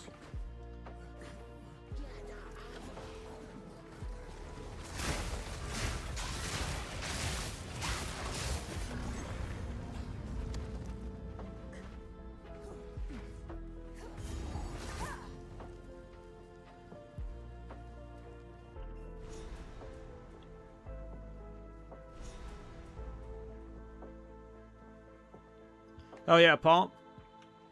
You should check out JTX.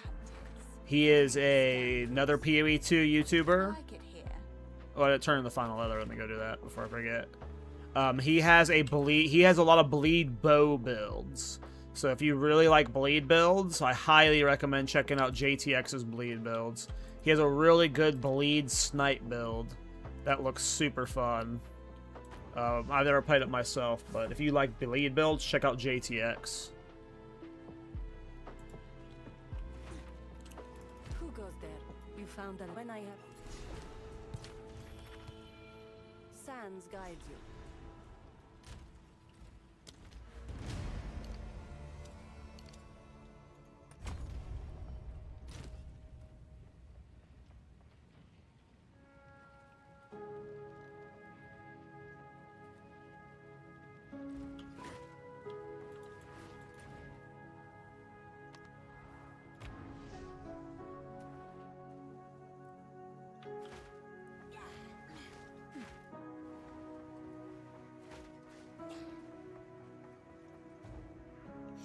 And JTX, I think specifically, he plays a bleed bow build. Like, his thing is bleed bow build. So if you specifically like the bleed bow archetype, JTX, I think his name is JTX. I hope I'm not saying, I hope I'm not getting his name wrong. Pretty sure it's JTX. We featured him on the podcast 2 or 3 times now. He specifically plays, I don't know if he plays that in like every ARPG, but I'm pretty sure his like thing in PoE2 is bleed bow build. So if you like both bleed and you want to try a bow build, I mean, I think he's the guy to check out.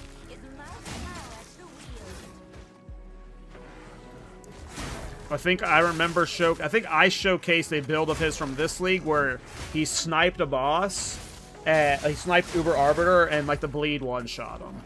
Like, you know, it's just like the ideal, it was like the ideal mechanic you want from bleed.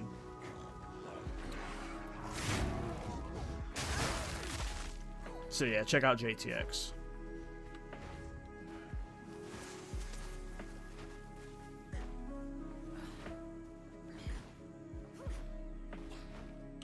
Rip. So that the spare is cool. I don't know if we're going to use it, but it is cool. Alright, there's the crypts. I'll do it later. Not in the mood for the crypts right now. I want to kill Munko.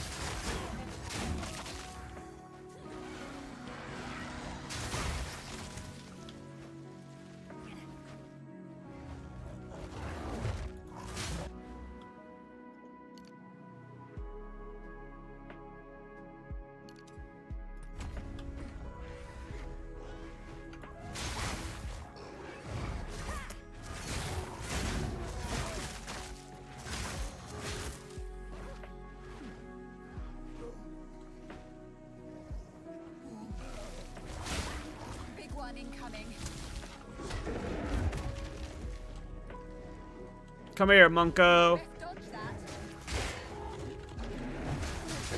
We're gonna only kill him with shield bash.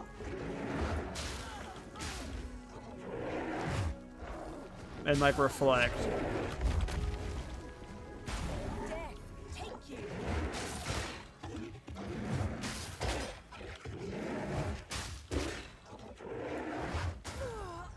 Oh no, I stunned myself.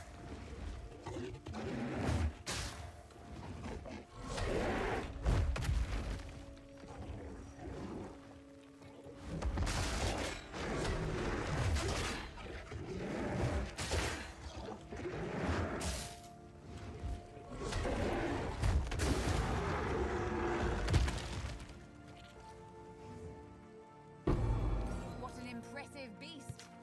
This jungle produces...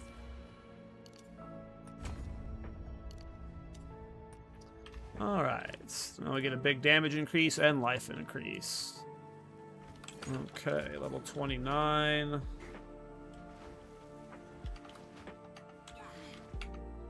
Oops. Tell how tired I am. Running into a wall like a dingleberry.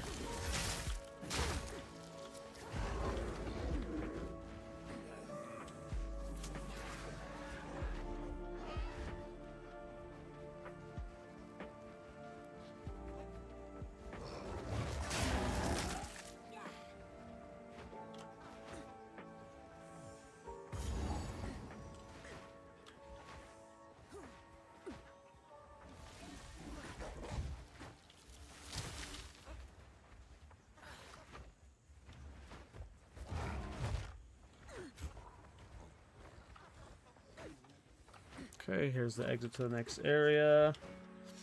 What sick points am I taking next? Hit loss prevention or the curse stuff? I don't think we're gonna do blasphemy temp chains yet.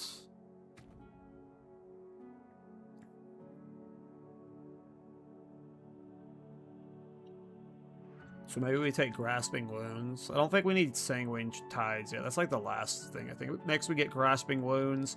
Then we do... It depends on what we're doing curse-wise, because we might just, like, slap a curse on our bar. Problem with curse blasphemy is you need to get high in to sustain it. So, like, that's where the question mark gets with this one. It's, like, possible our last points are, like, the 3% increased maximum life, and the last point gets wasted. Maybe the life leech. Oh, I guess the life leech wouldn't be wasted, but... I think we'll be able to work in blasphemy chimp change.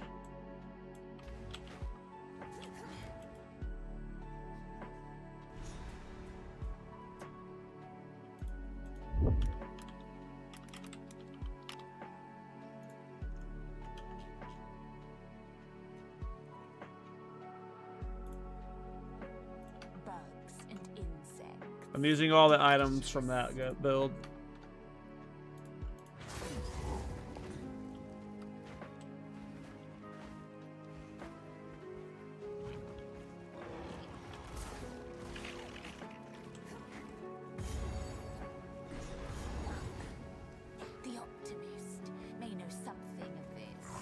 Basically using all the gear I had on that character because it's from the same league.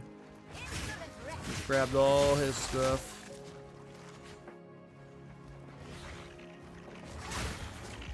Yep, no problem. And that build right there, the shaman version, is probably better than the one that I'm playing now.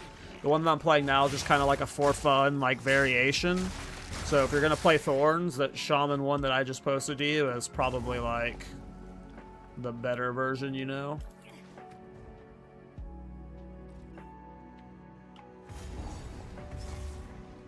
A bog, overrun by savages. Time to have some fun. But basically every Thorns build is pretty much the same. They all require the same core pieces. You don't really change much. So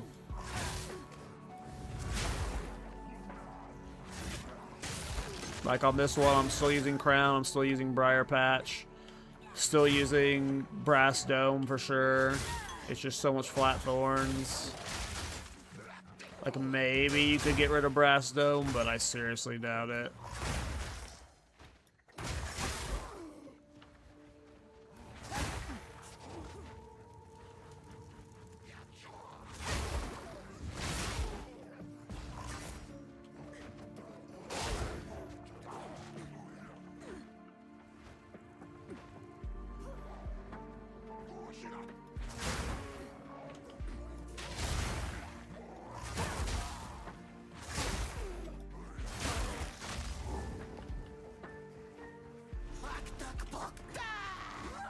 Alright, give me this spirit.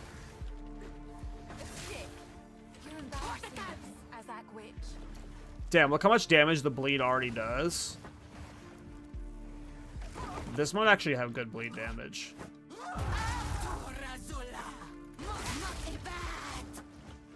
We just gotta get that consistent. 24-hour stream 0.5. I mean, we'll definitely be streaming the League start. I don't know if it'll be a 24-hour stream, but it'd be a long one, that's for sure. And, you know, League start, I'd be streaming every day for like 12. Like, I'd make my own hours, you know.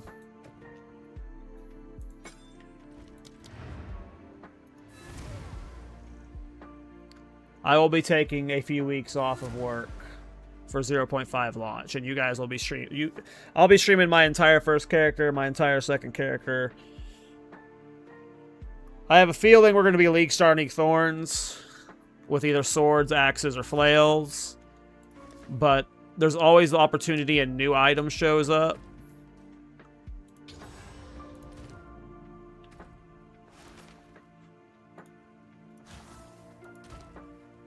Or a new skill.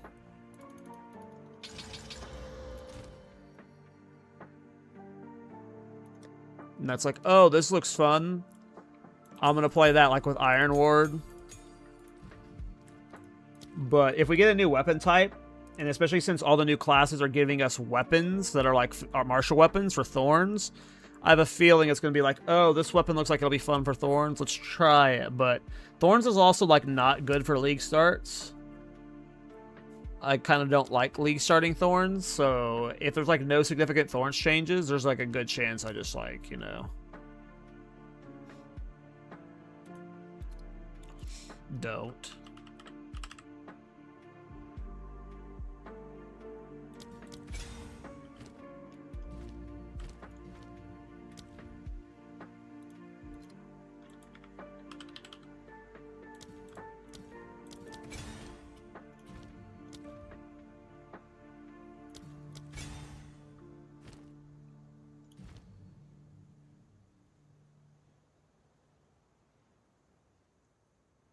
Give me ideas for flay skills. I mean, you have like the skills like sweep in PoE 1. I mean, I imagine just a bunch of holy skills.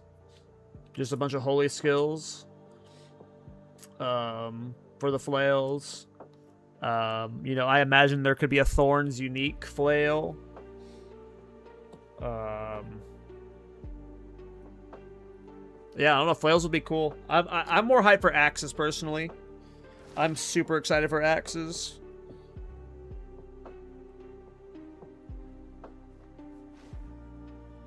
Like, I really want a dual-wielding axes build.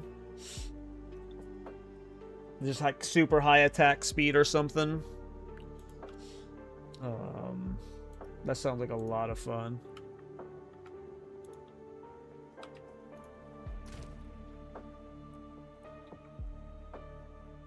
Oh yeah, no, like, the weapons will be coming with Ascendancy classes. So, Axes is Marauder, so we'll be getting Behemoth or something. If we get Swords, it's coming with Gladiator, or Duelist. You know, Templar's coming with Flails, Shadow's coming with Daggers.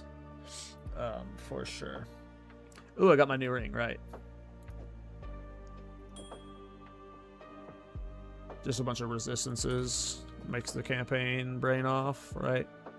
Oh yeah, I'm res cap. Nice. Is Marauder good? In PoE 1, it's good. PoE 1 Marauder is very good. Flails or Templar, yeah. Templar's flails. Yep. Swords all the way. I mean, I'm a Cyclone main. In every PoE, in any ARPG, I play Cyclone, and Cyclone's coming with swords. So, if we get swords, I'll be playing Cyclone. Probably forever. Like, every league, you'll see me play a Cyclone build. But, yeah, swords are, like, obviously super cool.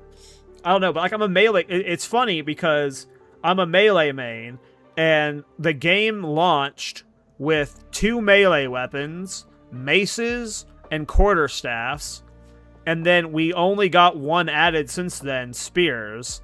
But everything else is, like, ranged-based.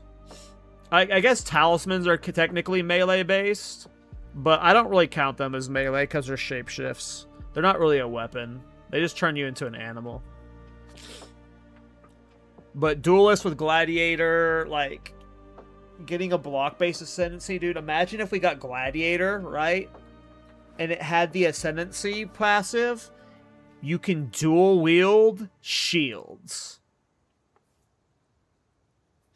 And then we get Shield Crush added to the game. I need the ability to dual-wield shields. And I need that very badly. Imagine Shield Charge, Shield Crush, Shield Bash,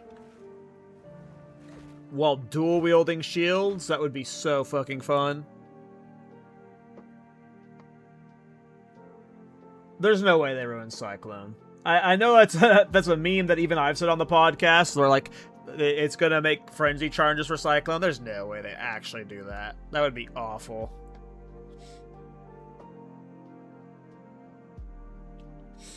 All right, guys, I'm gonna wrap it up there. I'm like really tired right now. I'll be streaming this character probably tomorrow, and like I'll be streaming PoE 2 a lot leading up till 0.5. I took the last week off while I was enjoying the PoE 1 league. Took a little PoE 1 vacation, but I'll be live tomorrow playing more of this character. I just want to see how good Bleed Thorns is. After that, I feel like we're going to probably be doing a solo self-found adventure. But we're just going to keep grinding until... hey, later, Doom. Thanks for stopping by, man.